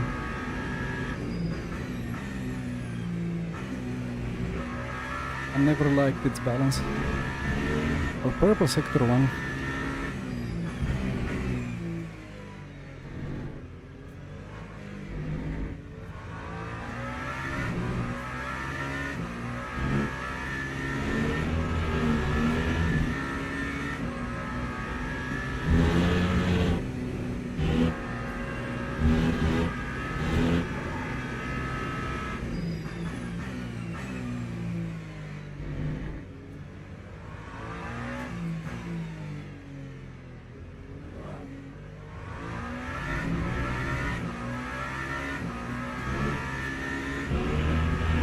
DC? Is it differential?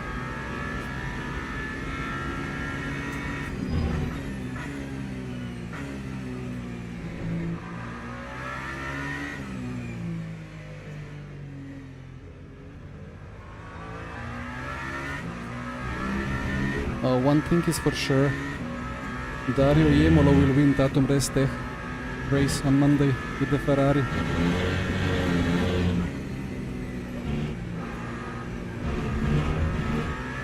So GG to him.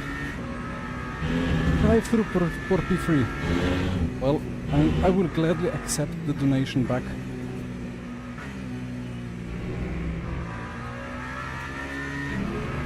How does he get a drive? Like it's 5 cut limits.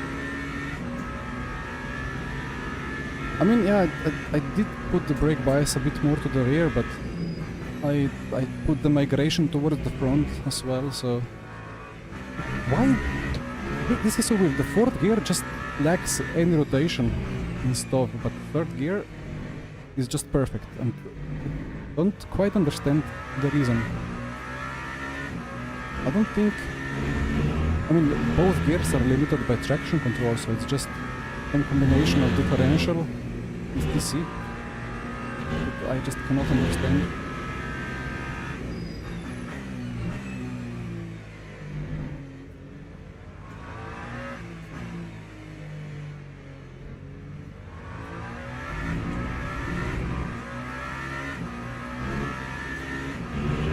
Shame, I was looking forward to make an attack on Bahrain for P2, but oh well. I enjoyed not crashing out and actually catching that huge move. It was really strange. The way that it kept bouncing left to right. Being eager to is better.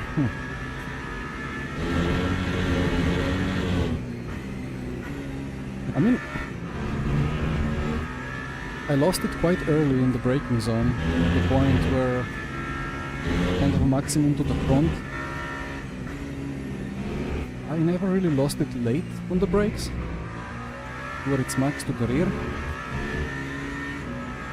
So I don't know. A click at Interlagos, I don't quite get why it was quick there. I still think there was a bug. I think the bob was missing from the car, so it was just unbobbed to the house. Or like, I don't know if it has any bob actually. If it needs any bob because it's slow enough on its own.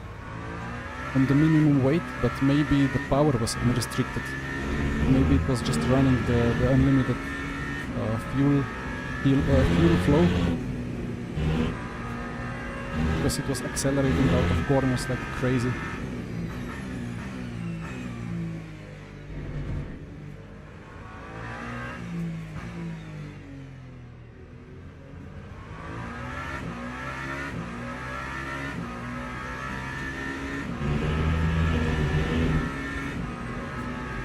But the Glick feels more involving than most other cars. It feels like it's doing more things, as if the suspension was communicating a bit more, or if maybe as if it was without power steering to some extent.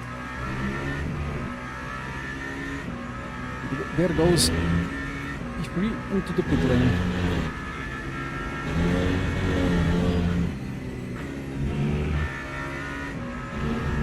And I'll try to beat my PB.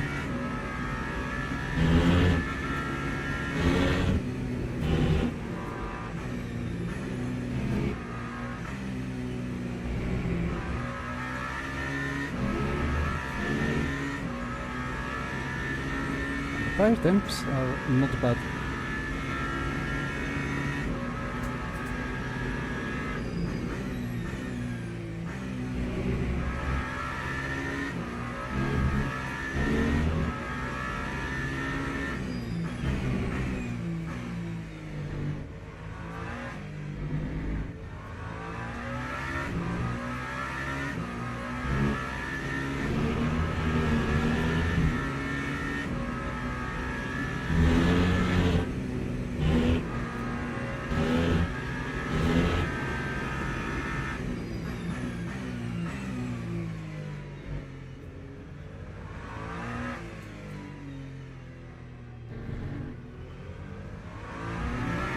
Second gear is better.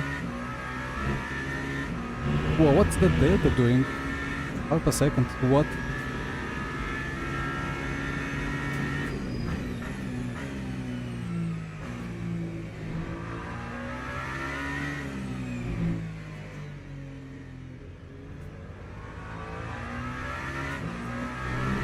Half a second.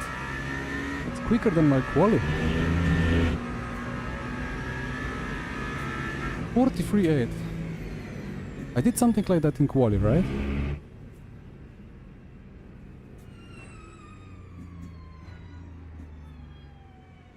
Uh, 43.808. I improved my Quali lap by 5 milliseconds on 80% tire. Well, maybe the Toyota can actually compete with Ferrari in Quali, maybe. What hypercars do I make the setups for? So I don't really have that much time to do the setups, but for now I have only done Fuji. Sven has done Imola, but I have... Well, I basically finished the Spa, but then the schedule was different, so I will have Spa, I will have Le Mans, I will have Silverstone. What was the other one? Doesn't matter. But yeah, the Fuji one at the moment is from me. Okay, let's consider the replay a bit.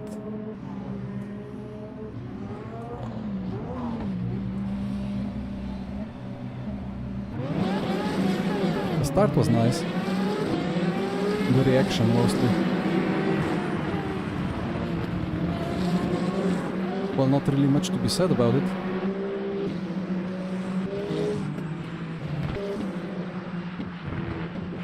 Just like... broke too late. Not much to be said about it. Much appreciated. And then I was finding a gap and then suddenly... Wait, is this Lehman? Yeah. This is the moment.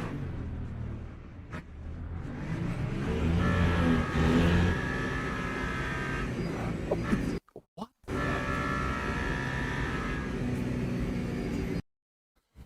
I mean,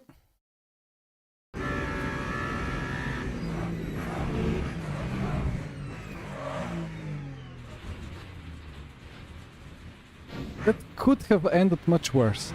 Much worse. That's funny, like, I was still turning while I went then, like, I went hard on the brake. Like, I didn't go fully max input, but I kind of gradually went, but still relatively quickly. While I had the input and the rear just wasn't having it.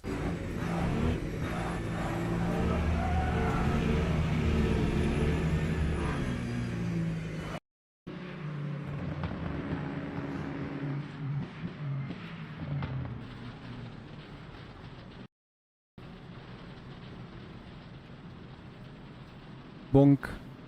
Just a very small bonk.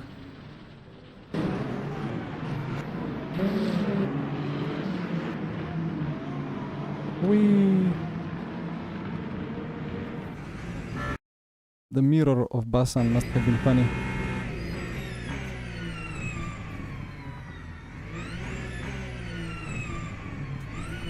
Like, I point my front towards him at some point and... Okay. A big wee indeed, yeah. About Motec. Basically it's a worksheet that's just a big mess. Like we worked with Motec, it was even before Bursty Sport. I have it Chronic Racing, ACR Zack Speed, we were called for some time. Like I just got some workbook from teammate, I just put some things in through the years. I threw some things out and I have like just a big mess of it. But if I check my timing and inputs, I can see my lap 7 is a bit funny. But this is the perfect braking zone, like You see this beautiful input on the brake, like super consistent. Just gradually increase to peak brake and then just slowly release it down, right? Looks like more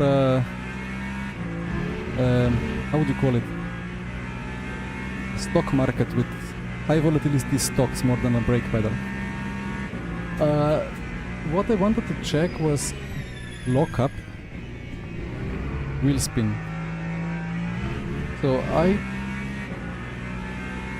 mean I got, if you see this, maybe it's gonna be more visible here. On the initial brake, not gonna be really, I think it's better visible here. Like the red and the purple are front left and rear left. They deviate a bit. So the left side, because I was turning left. Does that make sense? The left side, yeah, okay. The right side is loaded, left side is unloaded. So the unloaded side just had a very small lockup, and that just resulted in the biggest moment. Not even a brake bias problem, it's just, I don't know. I just asked too much of the car. Not really much that I can show. Like, yeah, I mean, like, I broke, the nose dived down, I smashed the brake. Tire said no. Yeah, I mean, it was kind of already sliding. Yeah, you were scared. I know we were scared. Sorry for the scare. I think I was always safe from crashing into you, but it was close. Well, the best lap is, you know, close to Akos. 5 minutes to the GT3 championship. Just let me check the leaderboard. But yeah, somehow I avoided you and somehow I avoided the barrier. Well, I hit it with 15 kph or so was just the minorest of the clashes. But yeah, I mean, Gumin is a super quick guy, but he's not 8/10 quicker, right? This is a big gap.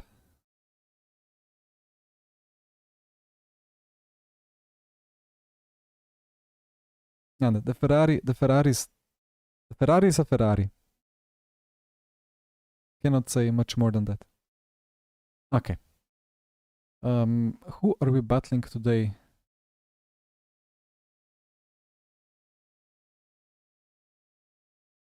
At least we have this driver rank still visible, so I can see the highest rated people. No big esporters today, so I might have a chance actually. I did 10 laps of practice, so that's nice. The rise of Koreans. Oh yeah. Yeah, 43, I mean 43-0, you know, it's, I don't know. It's a well esported lap. It's not an easy car to drive, so it's a really good lap time. Really good lap time. But you never know. Maybe he crashed out. He had to repair, put new tires, and had like 3 laps, maybe.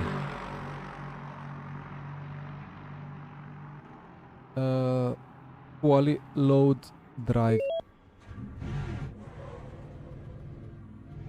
We don't have the warmers for this. Ah, this is GT3s anyway. Accurate bob for whack. Potentially. Yeah, the Ferrari is back. Wait, so let me fix the mess. Let me load devices. GT3 dash. Let me turn on the tiny pedal, and we don't need engine, we don't need battery. That's better.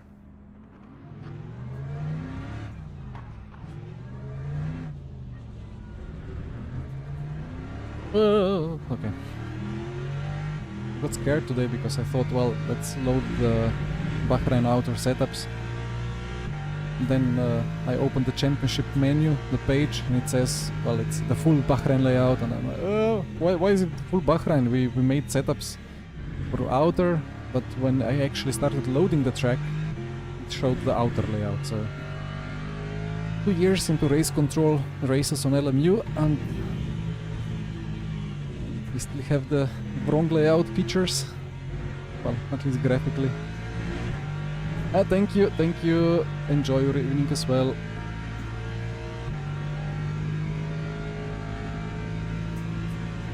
So fuel times 2. Fuel times 2, and we have a pit stop.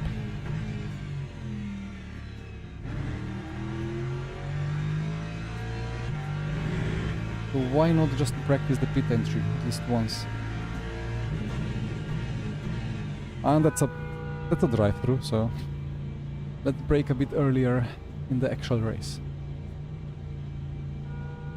What was it? 10 minutes? I will need to adjust the fuel, do more laps. It will take quite a while for the temperatures to build up.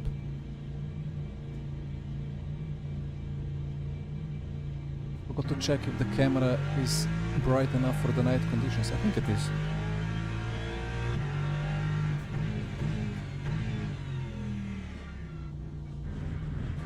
Just one more chicane, and then I go to the server. David, thank you for the info. How is it? High grip here, okay. I mean, I'm not really prepared for anything. I just did some laps. I loaded the Go setups, did some laps, so let's see what happens.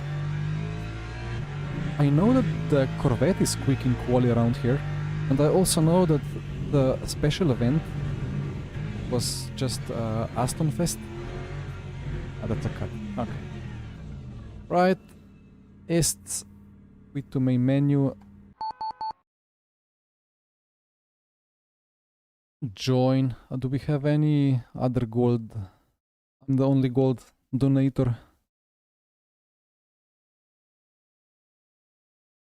Hopefully it's gonna be a fun race.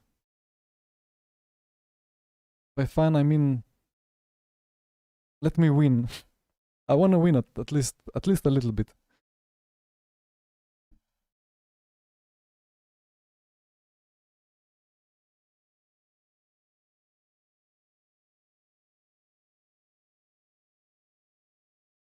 And let's remember the broken cuts. Much stricter. Now even the white line is illegal in the chicane. Select the Aston. Yeah, I mean, you're lucky, but at the same time, it's a known bug with the bob. What was it said? That it's applied in the wrong spot? So some cars are more affected, some cars less. Okay, let me avoid leaking everything. But I have to load the Go setup and I need to, so it's 10 minutes. So that's gonna be like 12 laps. So I need double the fuel ratio. Instead of 21 liters, let me take 42.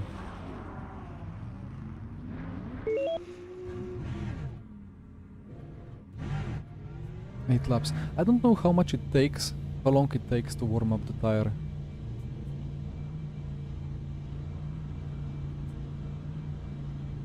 We will see.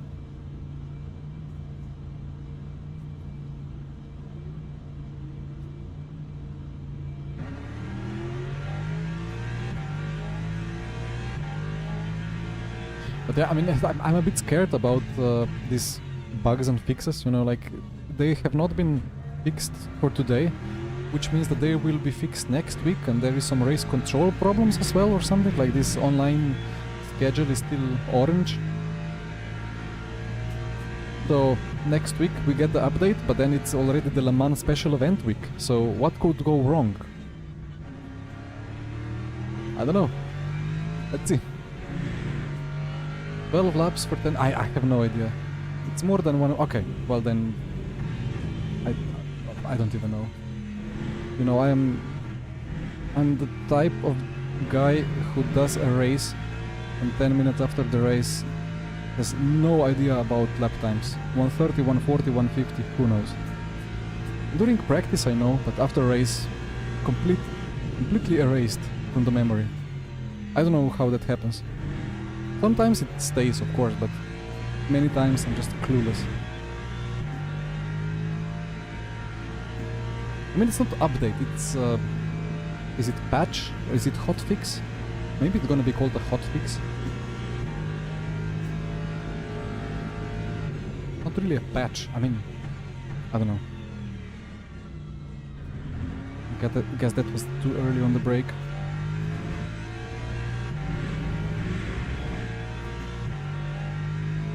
But this Le Mans 24 special, this one has to work. Previous one was bad, really bad. That was the worst laggy mess I've ever seen in online R Factor 2 or LMU. So this one needs to work. So let's see how many DDoSes and stuff like that come from the opponents of LMU. If LMU even needs opponents. I really hope that the servers survive and that the bugs are fixed at least enough that the racing can be good. I still call it a test event, right? Well, enjoy the vacation. I would love a long vacation on a hot Croatian beach, let's say. I wonder how hot it was like in places like Split and Zadar. If it's good weather there, I guess it was 20 Celsius. Still a test, yeah, makes sense. This curb is a lot smoother than in real life, I think.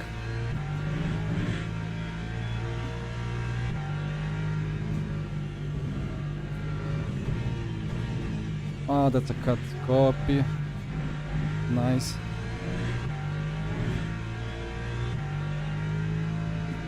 Guadalupe, okay, well, that's a nice one. 30 Celsius, oh yes. Well, enjoy the trip.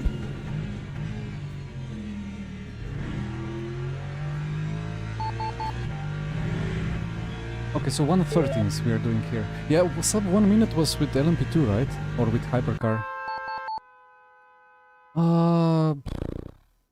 I mean, just drive, right? Go out, do as many laps as possible.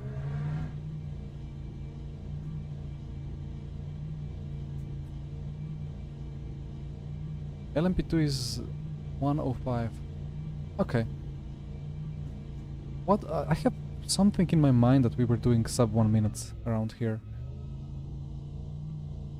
I don't remember if we actually ever driven Hypercar around the Bahrain outer.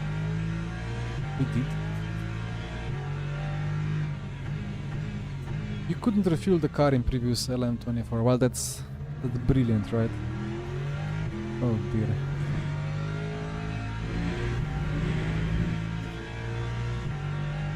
I mean, it's alright if it's a huge server problem, like with overloading the servers. That's easy to fix, but if there is many different bugs, or it could be maybe like I don't know, when the car battery goes off and then the whole electrical system is freaking out.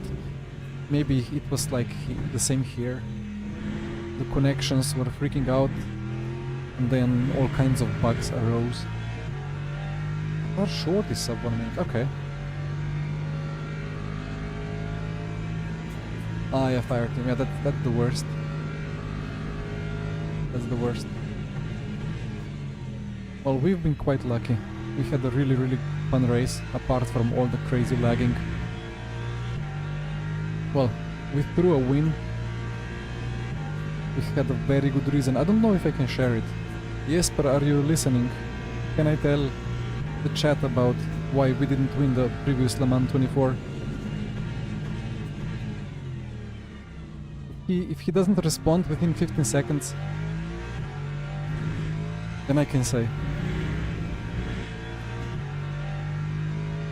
But there's a bit of delay, right? Gonna do the chicane and then I tell.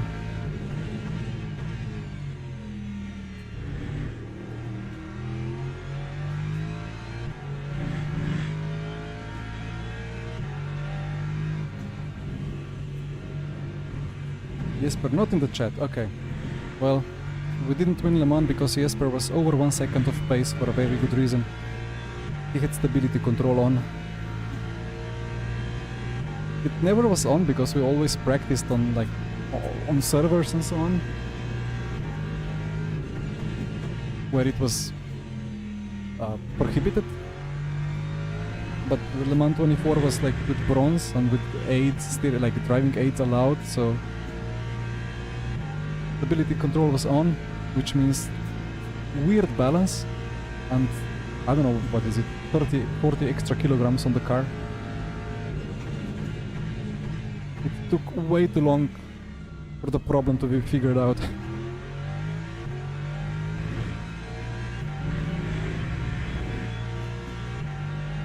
He got a crazy driver bob indeed.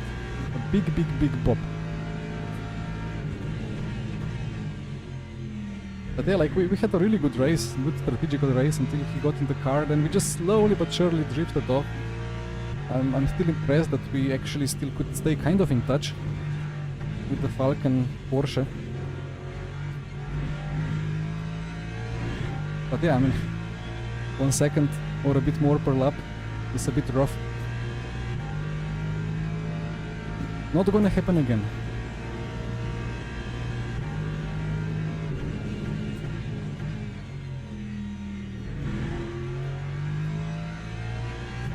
Okay, how are the tires? Cold. Who would have expected? So 6 more attempts. Fuel is spot on.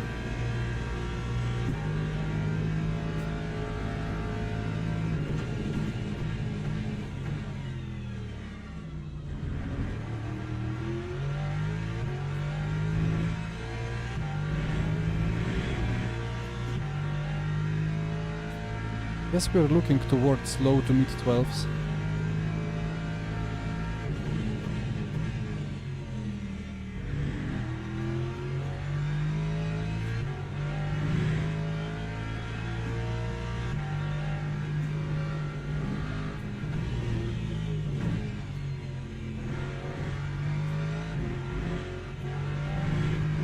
The front not biting. FOV, it's 26 degrees.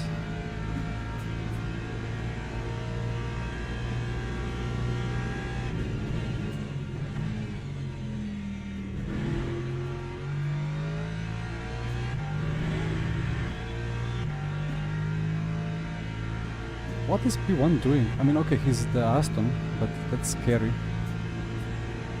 Right, the tires are now up to 10.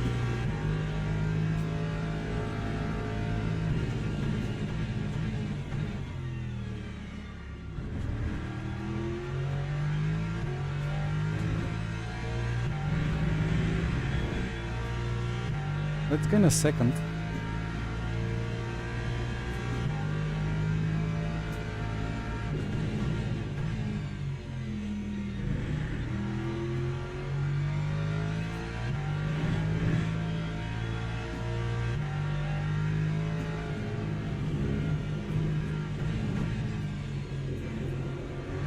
Ay. Not how to gain a second. Maybe he has fully closed a duct or something.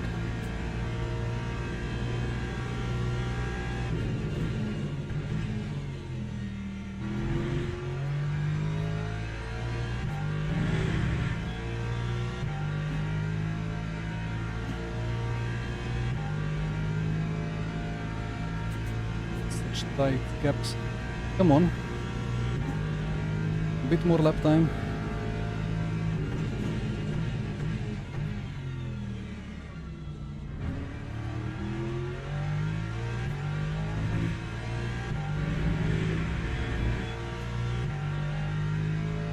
Not a good T1.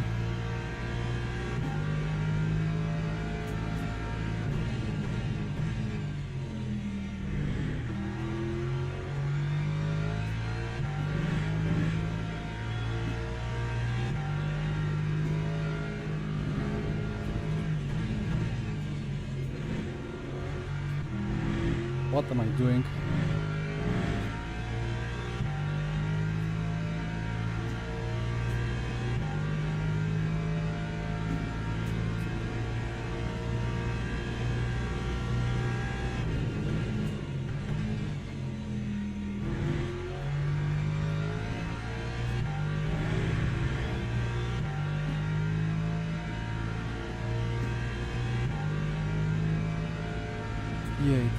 Yeah, I have 2-3 tenths for sure in it.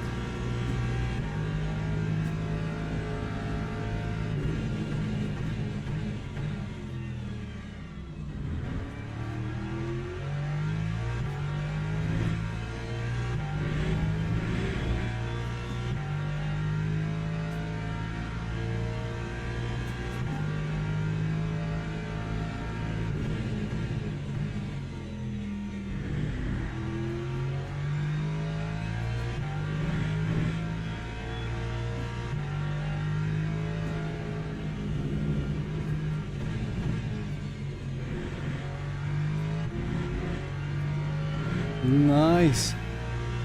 Wow, okay. That chicane was that messy before. Okay. Well, turn 1. Don't bin it.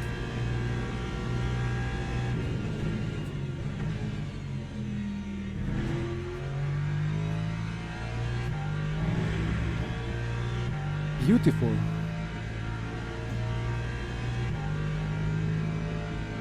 P3. Gonna take it. Well, before. Oh, the second of the Lexuses.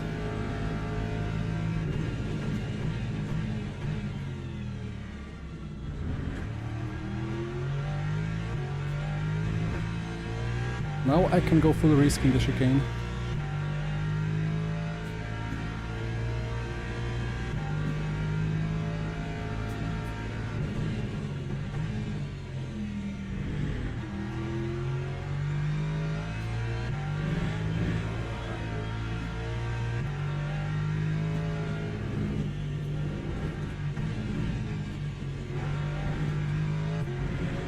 But to cut, save a little bit of fuel.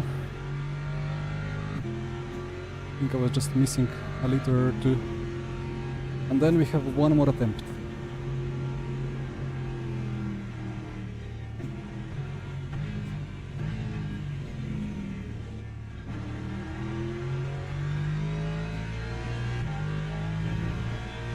Should have like 2 tenths still. You're sure P1 is cheating? Okay. So 12.0 is a crazy lap time.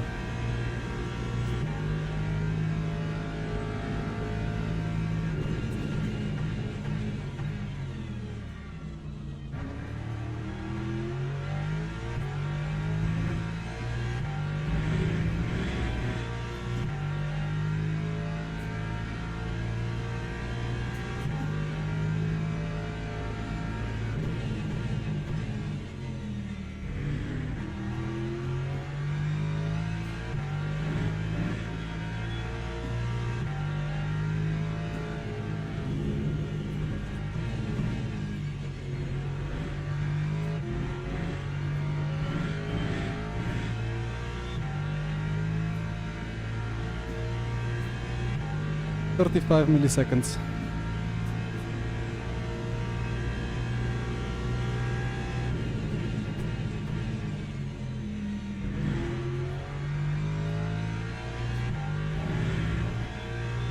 Let's go. Oh, fuel. Ah, just enough. Okay. Alright. I'm gonna take that. Would be a bit unfortunate not to be at least the first of the Lexuses. No Lexuses, of the Lexi. Lexi, of course. It's a nice car. Right. Setup. Load. Double check if the fuel is fine. I mean, of course it's fine. Because we have full tank anyway.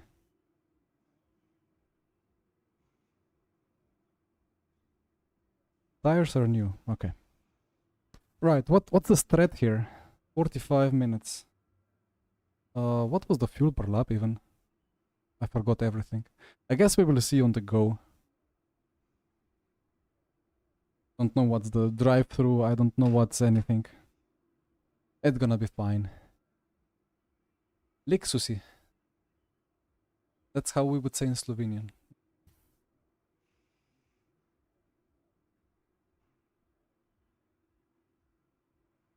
The Mustang is broken at the moment, right? I think Mustang and the Porsche and some other car are the most affected by the Bob bug.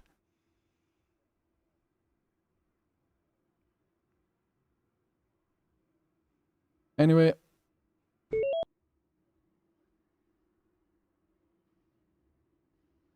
How much will we have to refuel? 16 laps-ish?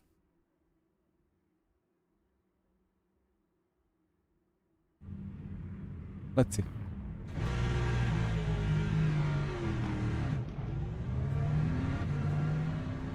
Yeah, the Bob bug with the weight being added not at center of gravity or something like that. There is a post in the forum. Kirill downloads, oh, our old friend, well, cannot really call friend. The first person I banned from my Discord because of the cheat promotion.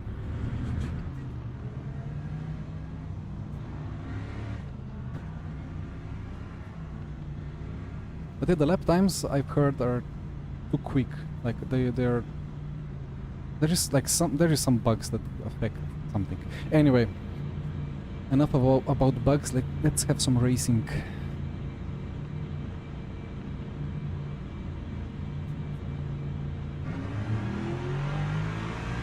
Oh, that Aston rocketed off.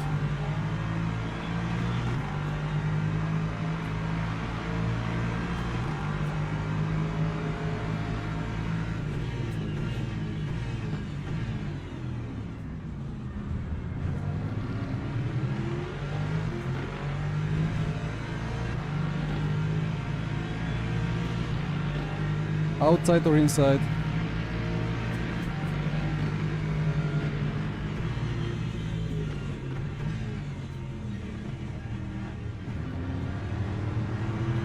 What is going on? Oh!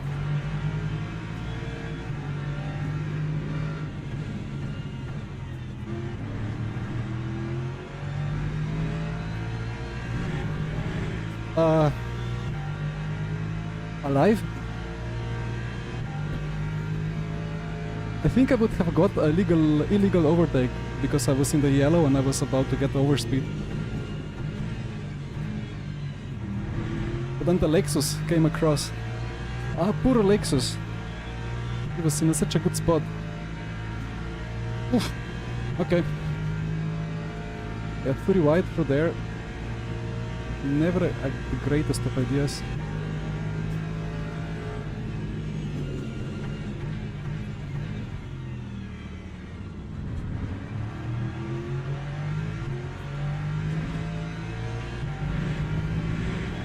Now, fuel saving. How important will it be?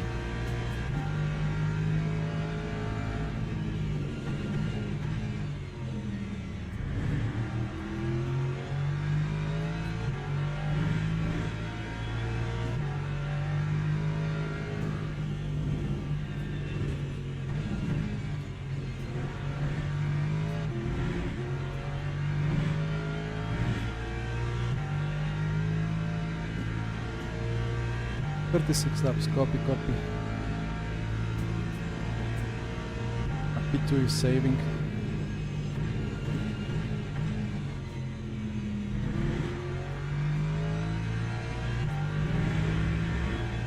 But was it him that lifted and coasted into that fateful turn 4 in lap 1?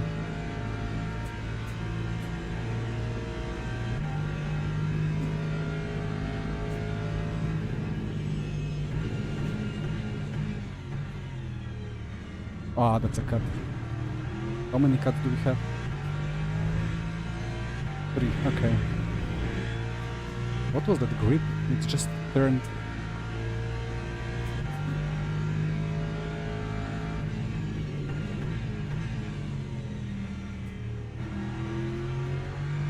So do the Astons then suddenly start dropping, or what is the idea? Are they just super quick?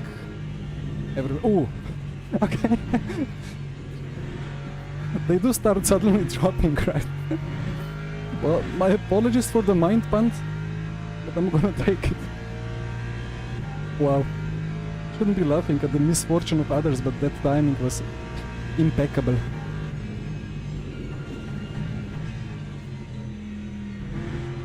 Like literally 10 seconds. Okay, well, me too. How are the lap times? Well, I had a cut, so... Ooh. Lift.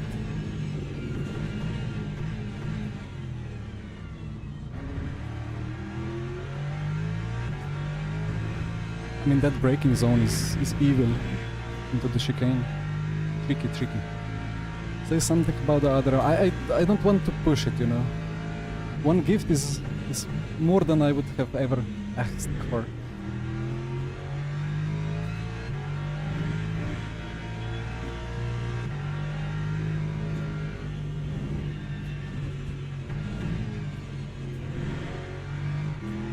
I think I'm just gonna keep using that braking zone as an opportunity to save fuel.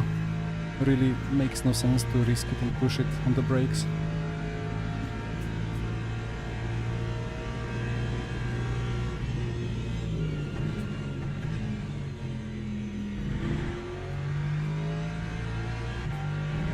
So, lap times.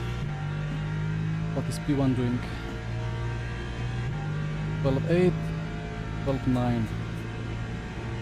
Okay.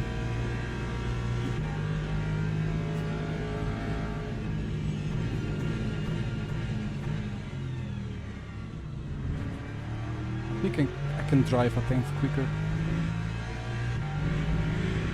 But I need him to not drive a tenth quicker as well.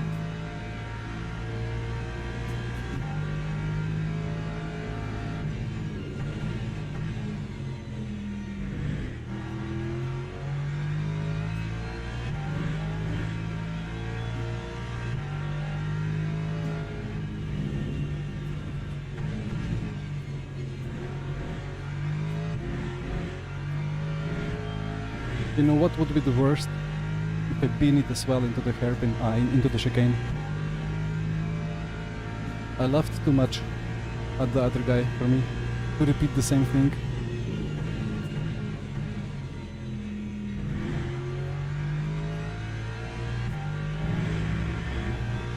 That gap to P1,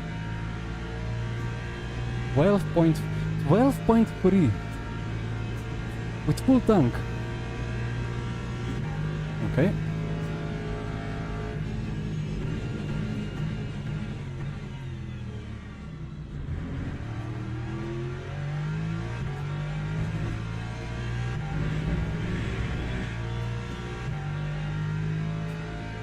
And he just gained 3/10 in turn 1.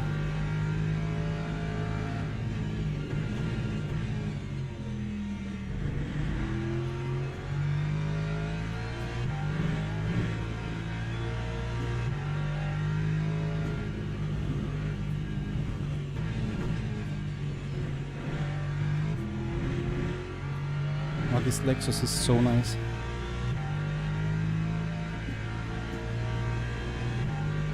It really does exactly what I asked for it from it. Lovely balance, lovely setup.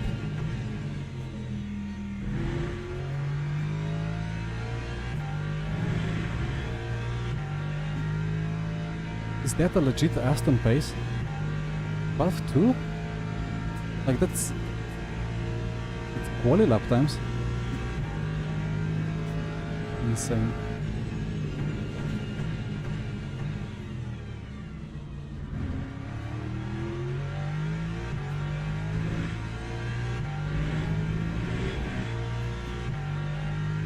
Did I ask to get faster? Well, you guys mentioned something about him using hacks before, right? So I'm not gonna blame him. I don't know how the pace was in the special event. Maybe people were doing even faster lap times. And usually when the whole grid is basically Astons, there is a good reason for that. Hello, Timmy.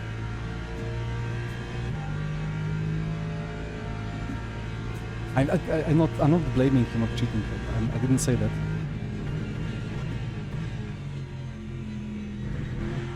I just said I've read it in the chat before.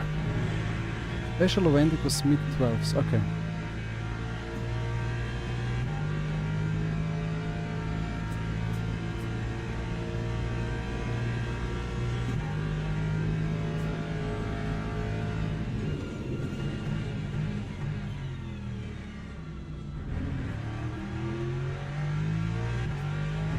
What is the fuel safe situation? I need to lift and coast a bit more for 20, but does it make any sense?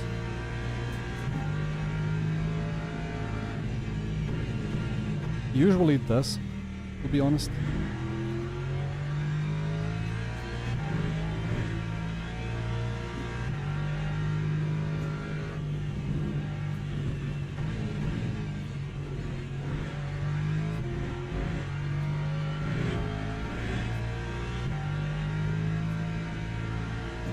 On the Lexus, like it's fast. There are some quick drivers behind, but they don't really have the pace.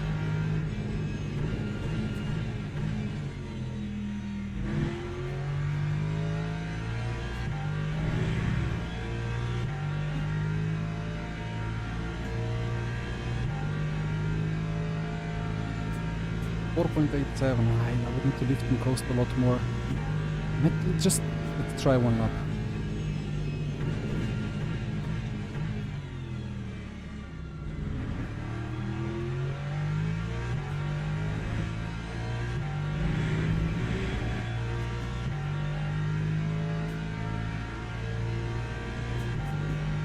.19. He's gonna do 11s.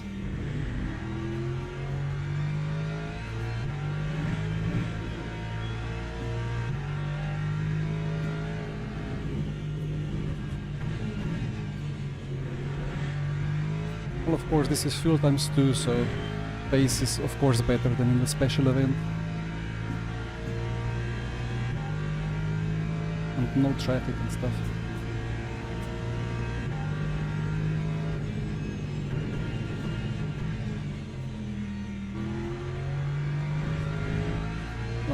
What am I doing? Uh-oh. Track limits. No more. And the fuel was still not on target. Yeah, I don't know.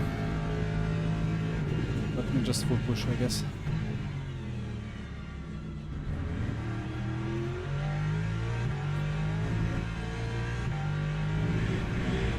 .11.9. Quali for special event split 1. Oh, he's close to that, you know. That makes me wonder.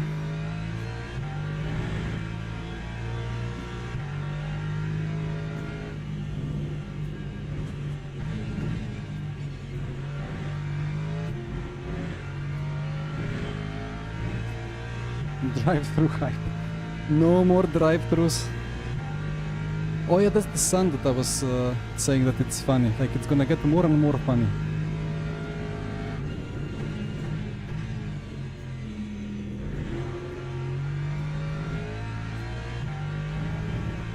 Nice drift. I'm just gonna target 5.3. Basically full push for me now for 19 laps.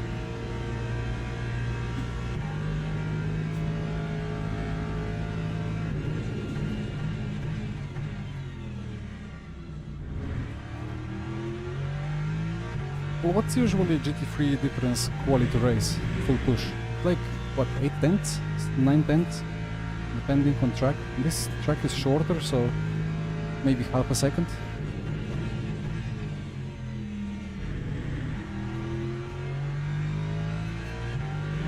But he's almost matching his quali from here.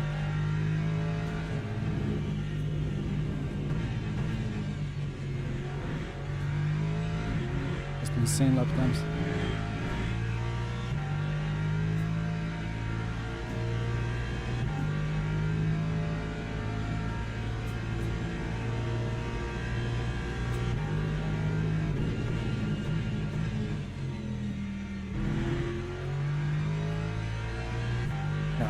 don't think there is anything I can do about that Aston.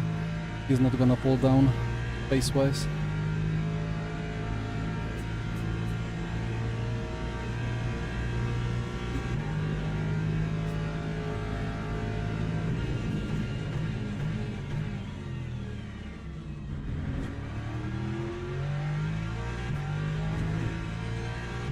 I mean, let's see how quick the Lexus goes at the end of the stint. There is really not much thermal deg. And it's fuel times 2.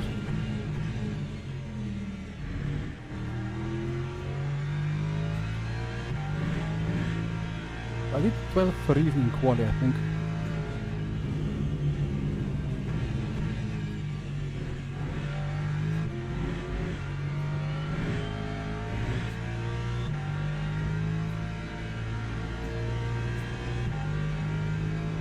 Maybe he does a mistake or messes up the pit stop.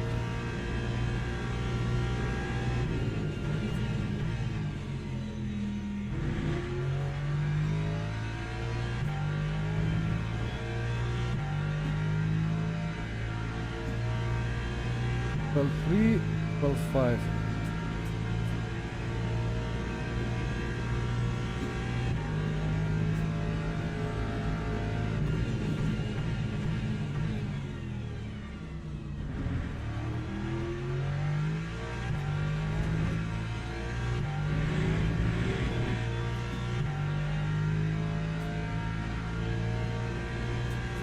I think I can match the 12.3 within the next 6 laps.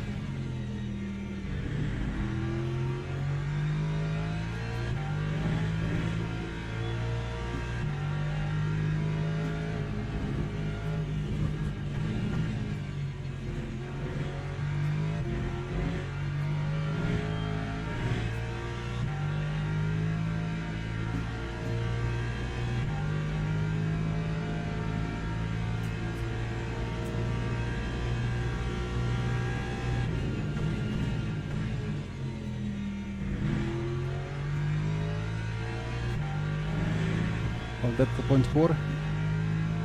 Yeah, I mean that's 2/10 difference to Aston now, right? You can just call it skill issue on my side for the laps before when he was doing 0.1.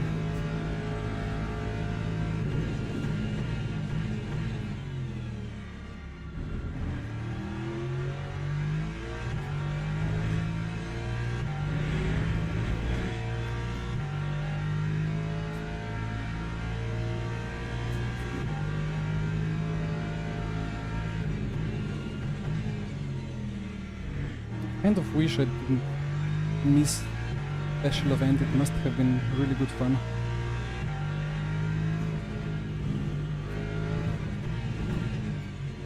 Messy but fun. But can not do all of them, right?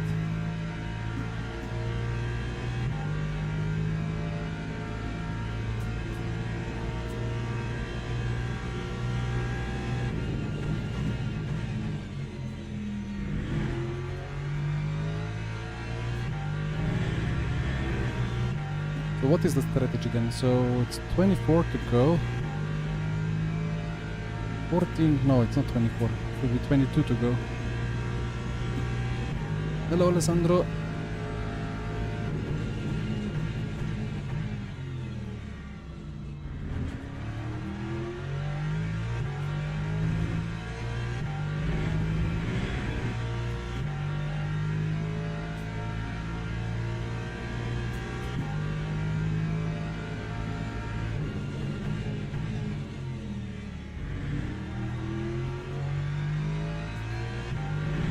So who's winning, tire or tire?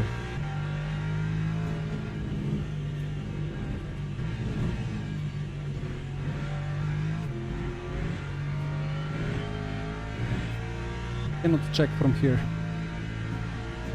Ooh, the sun is looking more and more scary.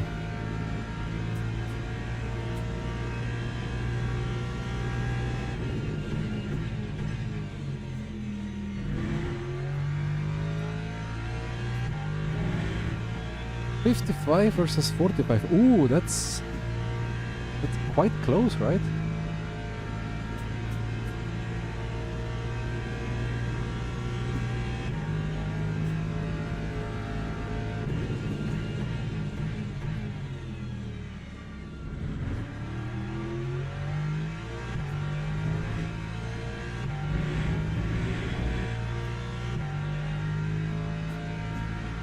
Yeah, the sun will look scarier and scarier. More and more red. Well, I hope that the clouds don't fully cover it.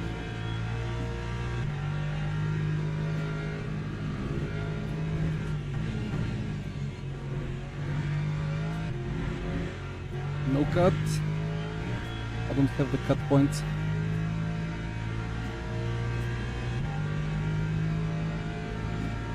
This is overcast. Interesting. Actually, we had the craziest of sunsets today. The street 50 meters away, well, it's not a street, it's a proper road, it's a very long road, fully straight. And it had like its Stonehenge moment, like the sun set it right in the distance at the end of the visibility of the road. And there was quite some air pollution and some dust in the air. And it looked like, it looked so dramatic.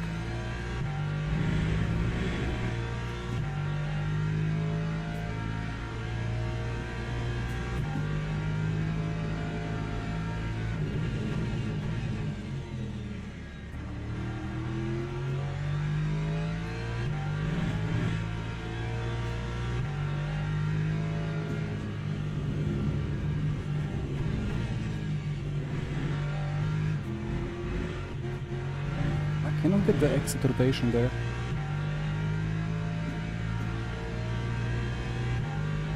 Silver 3DR and rests S2 and S1. Well, that's it's hard. It's hard to figure out because you know it depends because the first rounds on the lineup are driver dependent, and then the other rounds, like the more you put rounds onto the lineup, the more the actual lineup rating makes a difference.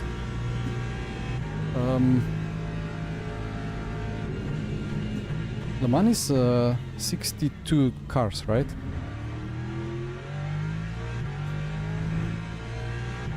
Problem is that they then split.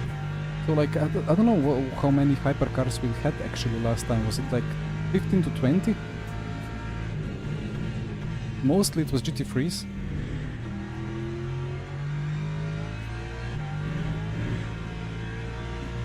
So it was kind of difficult to get there.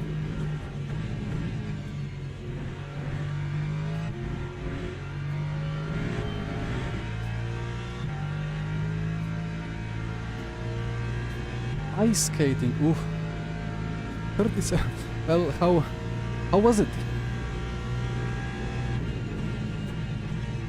I always liked ice skating when I was a kid, until they told me that I have to actually wear the skates. I just wanted to like drift across the ice with whatever I had on my feet.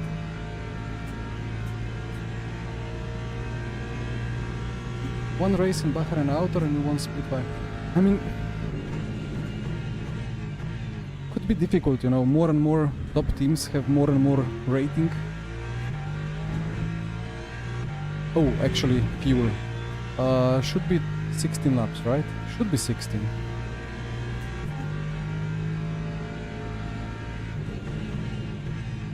No, did we more? 17, 18? I don't know what to trust.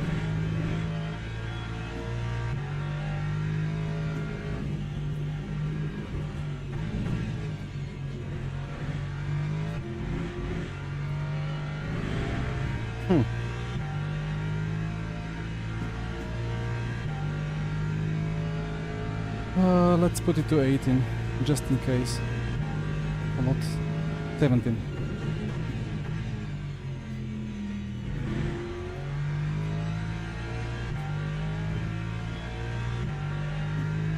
Don't get a drive-through. Oh, that's very early. I don't know. 90%. It's like way too much. Probably I'm gonna need all the 90% now. You drove on your Smurf account. I mean, I really don't fully know what happens if you put drivers out of the team and put drivers into the team. Like different ones, how does that affect everything? took 87.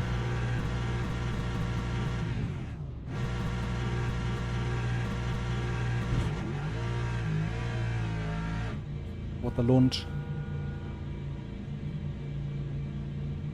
Alright, 90 must be fine. No drama.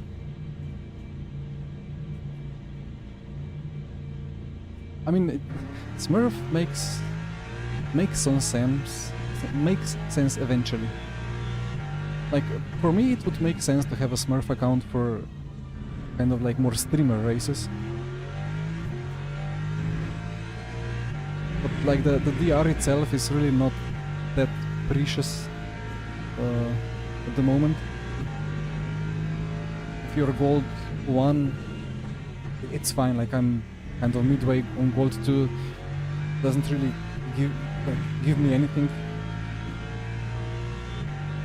extra if I'm gold 3 or gold 1 at the moment.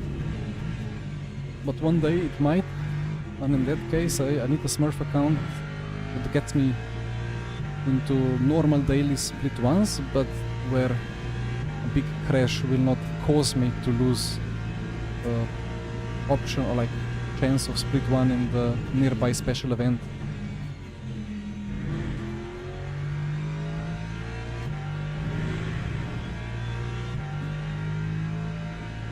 So 17 laps. Is it 17? I think it's 16 to go. Yeah, it jumped now, the overlay jumped to 16. Should be all good.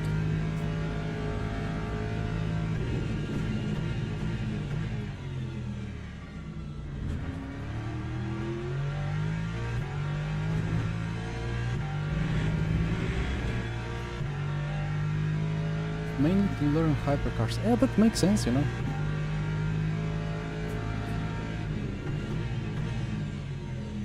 But yeah, like if you are esports driver, it's obviously quicker to get it to useful levels.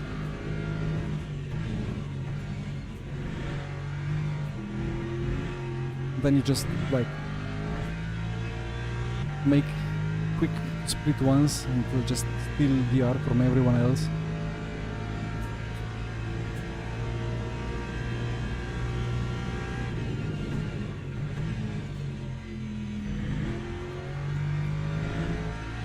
Very smooth.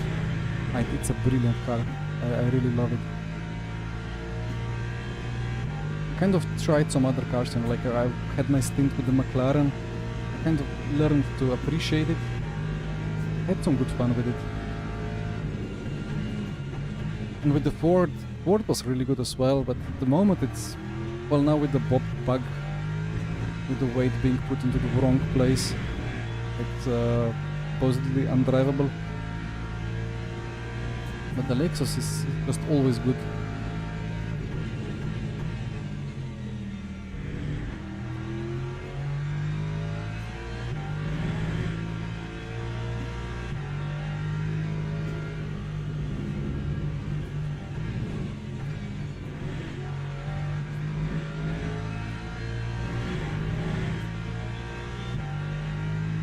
Bahrain is said to be a race. I don't know how that works in Le Mans Ultimate, to be honest. Where is the sun?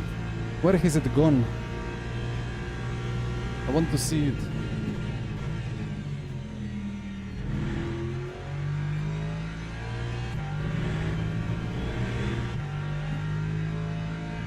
Two DNFs in a row at Le Mans, thanks to the skill issue. Honestly, like I tested 6. Let me be careful. I tested 5 or 6 hypercars, maybe one more at Le Mans. Mostly on default setups. It's super fun experiment to do. They really handle much differently. Some cars can really feel the front doing a lot, but then it somehow, like the Ferrari, kind of keeps gripping up on the front so much that it's quite undrivable into some spaces. Like, it's super stable until it just fully snaps and then it's uncatchable. Kind of like into Indianapolis corner and sometimes into the chicanes.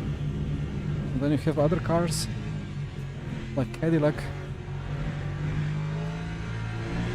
All good, but then suddenly high speed, complete snap as you touch the brake. think it's 12 hypercars overall. Sound like a cowboy. I mean, I just want to see the red sun. It hasn't set yet. It's there behind the cloud, but stupid cloud. In the practice session, I saw like half the sun still visible above the horizon. I mean, it didn't look anything special because everything is on low here graphically, but still it was funny.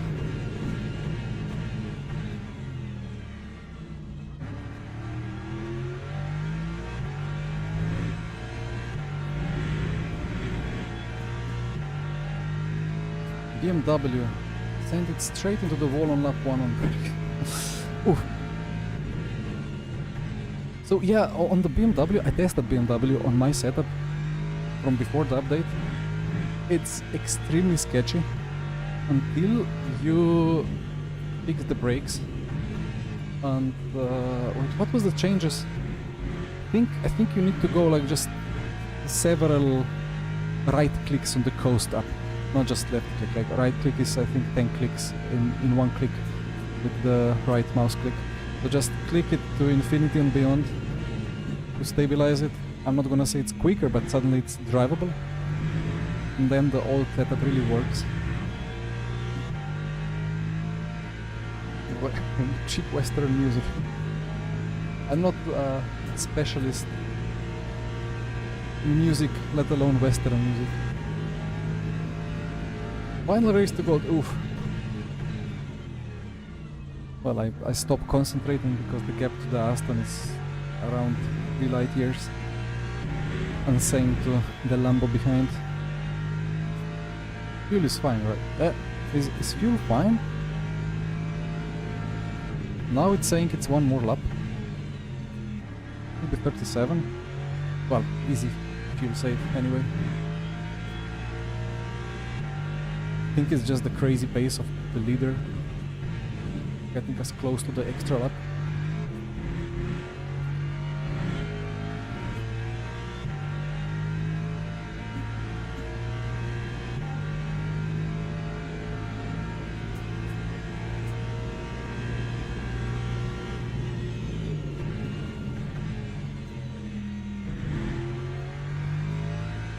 While we are waiting for the cloud to be removed,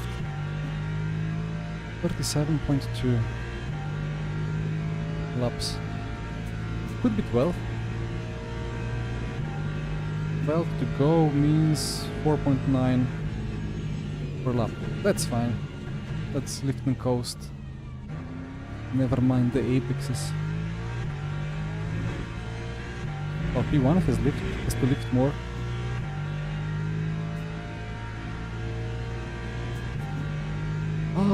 Hello, Schwix. I just fully stopped concentrating on this race because like the gaps are just fully gone. But about brakes, I don't think you are meant to always use 100% brakes. It depends on the brake temps, you know. If you have fully open blanking and have like 200 Celsius, 150. Yeah, no worries. That it's not even the chat. I would have messed up the braking zone without reading the chat as well.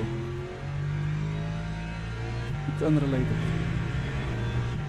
because I convinced, like the brain convinced itself that the race is over already. So I just lift and coast a bit. Could be 11 to go.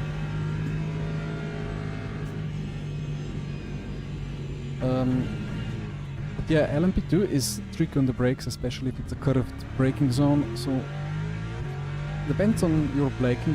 If you have open on front and rear in hot conditions to cool down the wheels, you can get away with 100% because how cold and unresponsive the brakes are.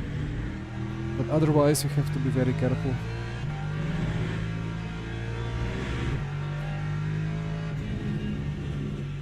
Weird lighting conditions around here. I guess the sun has just set. Don't give me the cut. I don't have the cuts remaining. P1 in Bahrain. There is a bump in the road there, right? It's super annoying.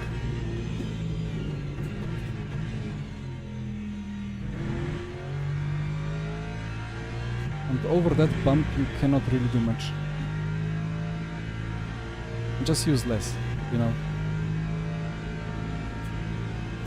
Sometimes, like Paul Ricard, turn 1, that's a funny one because you brake over the curb and you kind of try to go to peak brake, but very quickly you go over that curb, which is a bit bumpy, so you kind of reduce from 80 or 90 that you have reached back to like 50, and then back to 70 or 80, but you can never really fully smash it.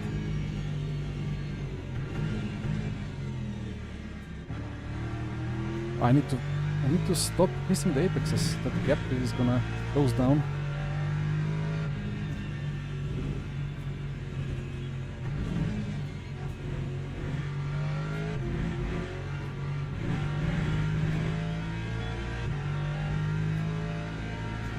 I mean, 80% brake pressure. Oh, we did use less brake pressure, I believe. With 80, it's just you're just losing performance because there are scenarios where you actually have to use more brake pressure.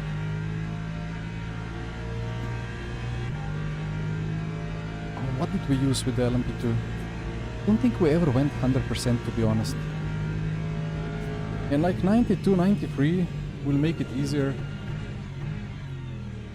Or alternatively, you just stiffen up your brake pedal if you can. Like just increase the max kilograms if you have a load cell.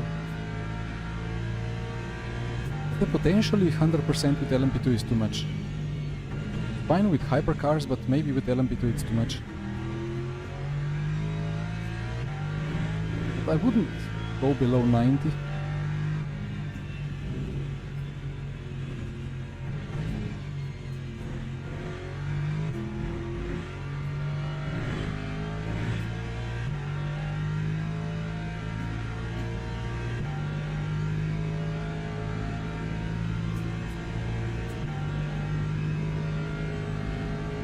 Saving a bit too much fuel.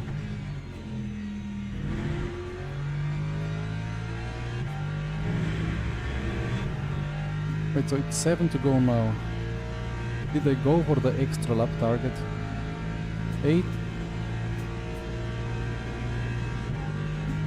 I don't know. Let me just keep saving a little bit just in case. P3 is far away for now.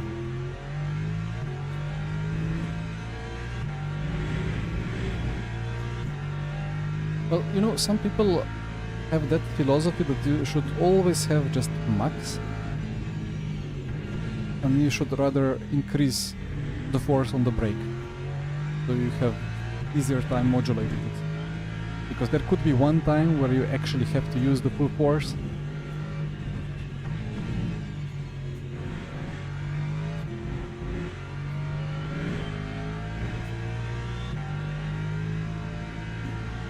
Very dark clouds, right? I mean, I really wanted to see the sun. Well, we have seen the menacing sun a couple of laps, peeking through the overcast. Well, there is not cloud cover, but I like the colors. Hope the camera does them justice with the colors. I see them on the secondary monitor, but that one is 20 years old, so the colors are horrifying. You can never really use it to set up the color scheme or the white balance.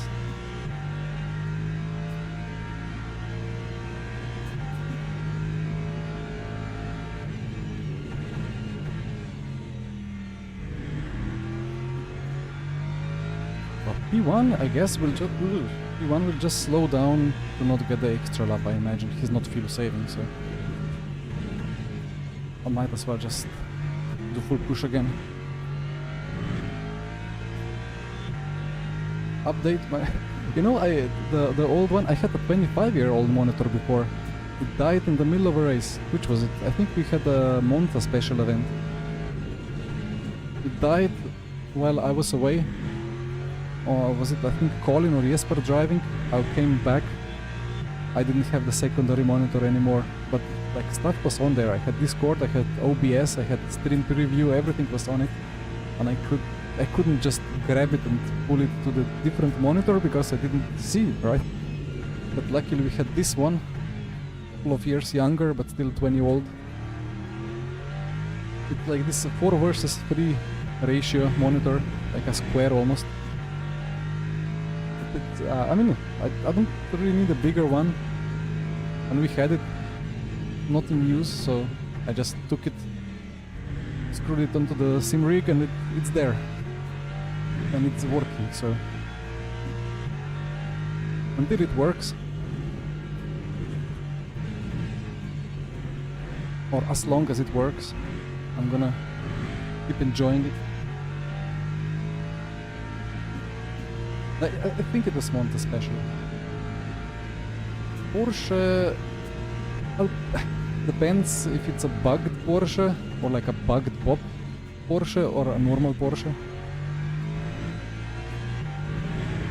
Because again, in the forum you can read like a post which says that the bob is not in the correct spaces, or like it's offset from the center of gravity, and some cars are suffering worse than others. And there was something else being bugged that created the lap, like that made the lap times second too quick. I don't know, like I've just read people that have read messages from other people that have read the actual messages, so I just know that there are some problems and we don't really know exact situation. And I know that we had a bit of a panic with Go setups, within Go setups, because we didn't know if we should just not do setups and just wait for the fixes. But I mean, setups have to be done, right? So they have been done, but I think it was Corvette and Aston being the quickest in Quali. Porsche was maybe 2/10 of pace. But yeah, currently it's the like every car at the moment is bugged more or less. I mean, it's alright. It's just the balance is a bit funny, I think. But when the patch comes or the hotfix comes, it's gonna be a bit different again. Nobody knows.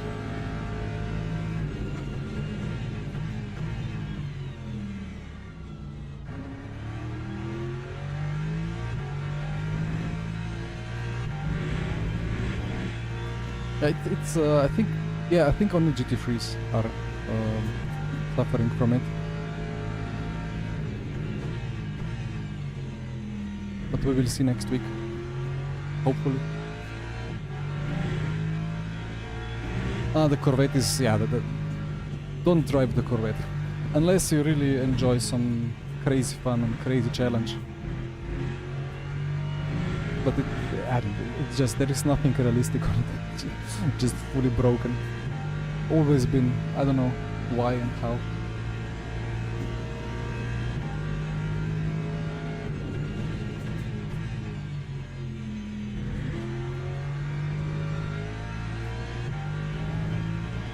Monza bronze. Well, I mean, I don't even know the lap times again, so I have no idea what is 40.2. I think I need to lift and coast here.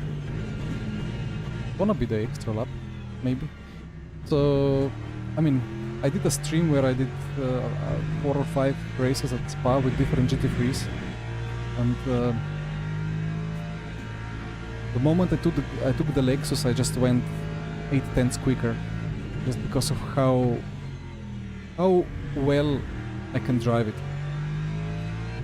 So maybe some people will struggle, of course. Some people prefer the Porsche balance or the AMG balance, but to me the Lexus is the most natural to get the pace from, so it's hard to say what is pop and what is just driver preference. But yeah, I mean, they have to fix the Corvette before driving. It is 2 laps to go.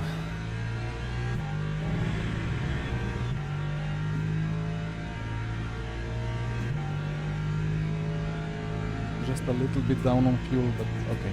5.8 gap.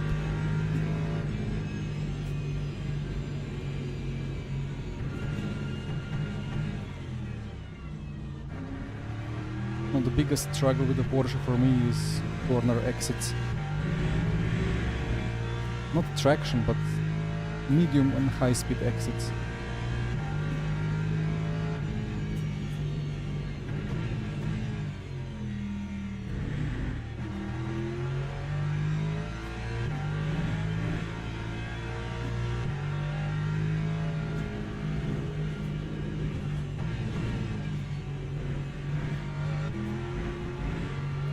Or was that not a track limit? So this will be now the last lap. Fuel is fine.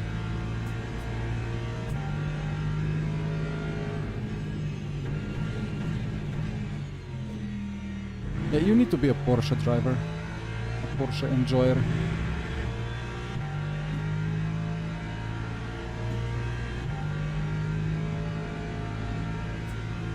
Stop calling the pit stops. Look at that. Does it actually stop? It's not gonna stop, right?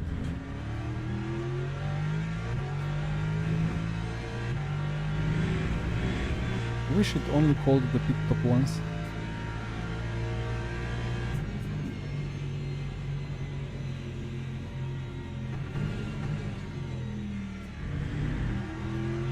I mean, it was a nice evening drive.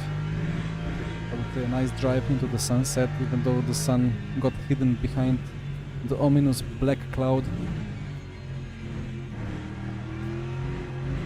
There was no way, theoretically, even to catch the Aston.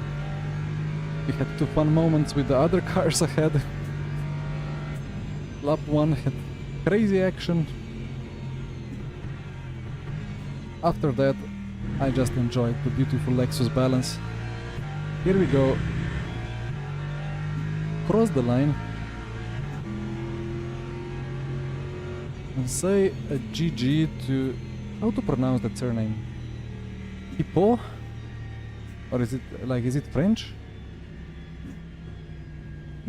Hippau.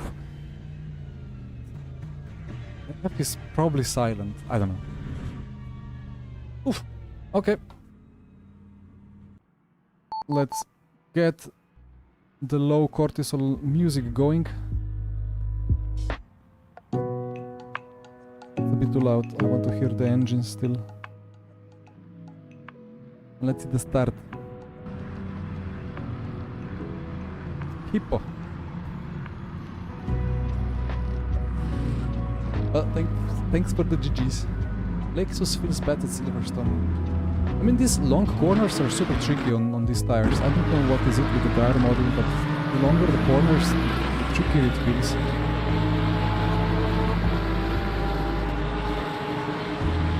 This one, you just always have to defend, right? If you don't defend this, somebody will pour them on the inside. Luckily the Lambo lifted. But which one is Reinders? Sorry, I don't want to do bad jokes, but like it's Hippo and Reindeer in my head, the two Astons.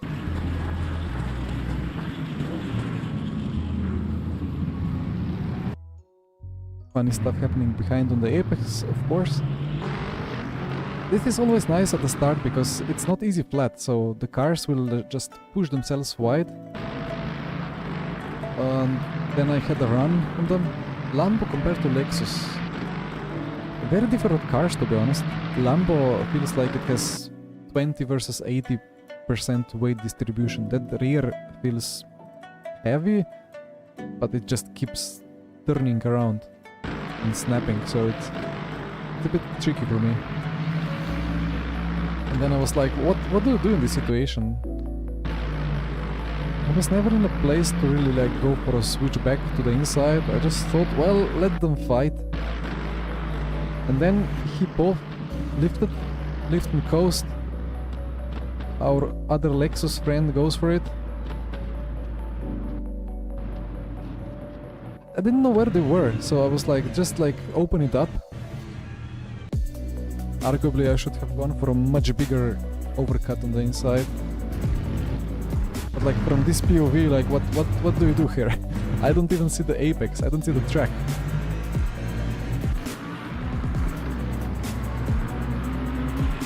And then I was like, let's go for the move, but I mean that it was calculating track limit, so if somehow I ended up ahead of Hipov, then it would be illegal overtake. But in that moment, hello there. How did it happen even? But the Aston kind of understeered a bit. It's such a like a bit of a touchy, and then the touchy just kept going. Like the Aston kind of corrected, and then yeah, Chada could have gone more over the curb, and the Aston could have just turned more to the left, but they were just glued together already. So yeah, racing incident could be. I mean, it's a bit more on Reinders because of that understeer moment, but I was happy to survive that.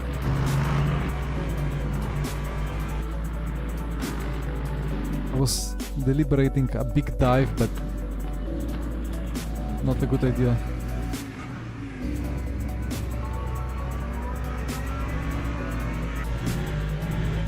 And that was basically a P3, but then suddenly there is only one Aston ahead. From the lead. That's the Aston balance then. It's this coasting phase, like when you go into it, it's just like I don't know what you can do about it. I see a graphics bug.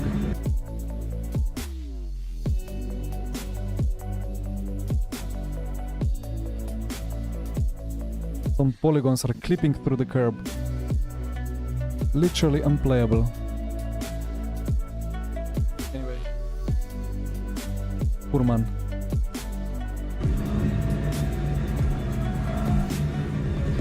It's not where you are on the curb, it's the lane that you take. If you like go on it and fully lift, you're gonna start getting a lot of rotation. It's not a flat curb. Wait, no. Wrong button. The curb is...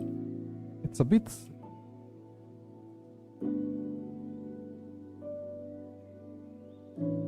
it's hard to really see, but it's not fully flat.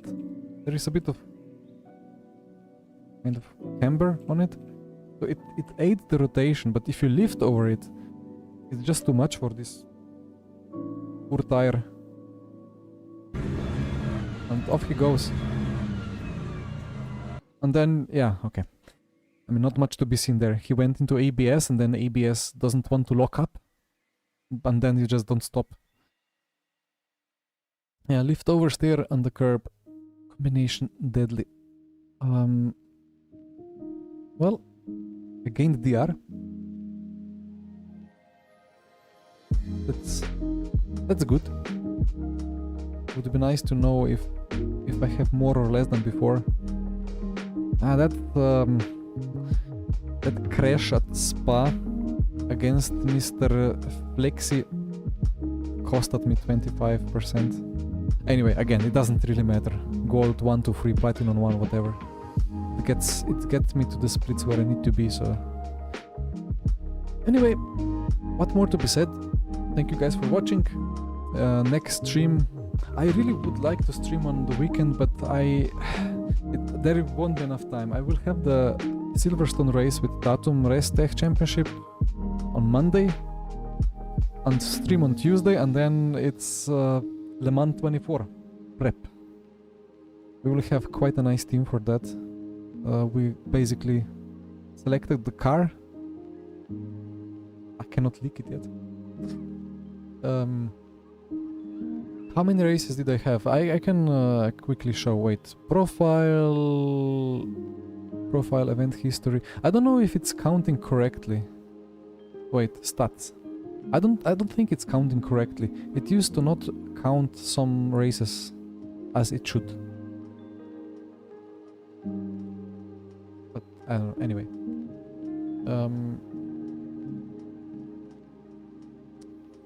Who I'm teaming up with? Well, you will not be surprised to see Jesper and Colin again, but you will see the other names. Well, it's, you know, it's 2 years before. It's basically 1 race per 2 days. And in these Tuesday streams, I've been always doing like 3, 4, 5 races. So that adds up quite quickly. Actually, wait, do I have more wins or more pole positions? I have more wins than pole positions. I mean, I don't practice enough, so that makes sense. At least for these dailies. Nah, it's not gonna be any of those sim names. You will have no idea who it is, but some of you might realize the situation. You know, we still don't have announced game yet. What am I talking? Come on, an announced team, not game.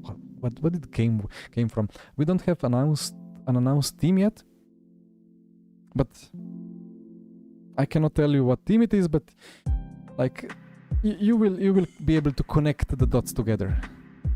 But I will not be able to confirm yet. Either way, good night. Thank you again for all the chat, for the subs, for the likes, for the first donation. Lovely. Let's keep it going. Maybe one day I can improve the stream enough to have better monitor, more pixels, better GPU, better graphics details, better everything. Let's see how 2026 goes. Well, till next time, till next Monday actually. Thank you and good night.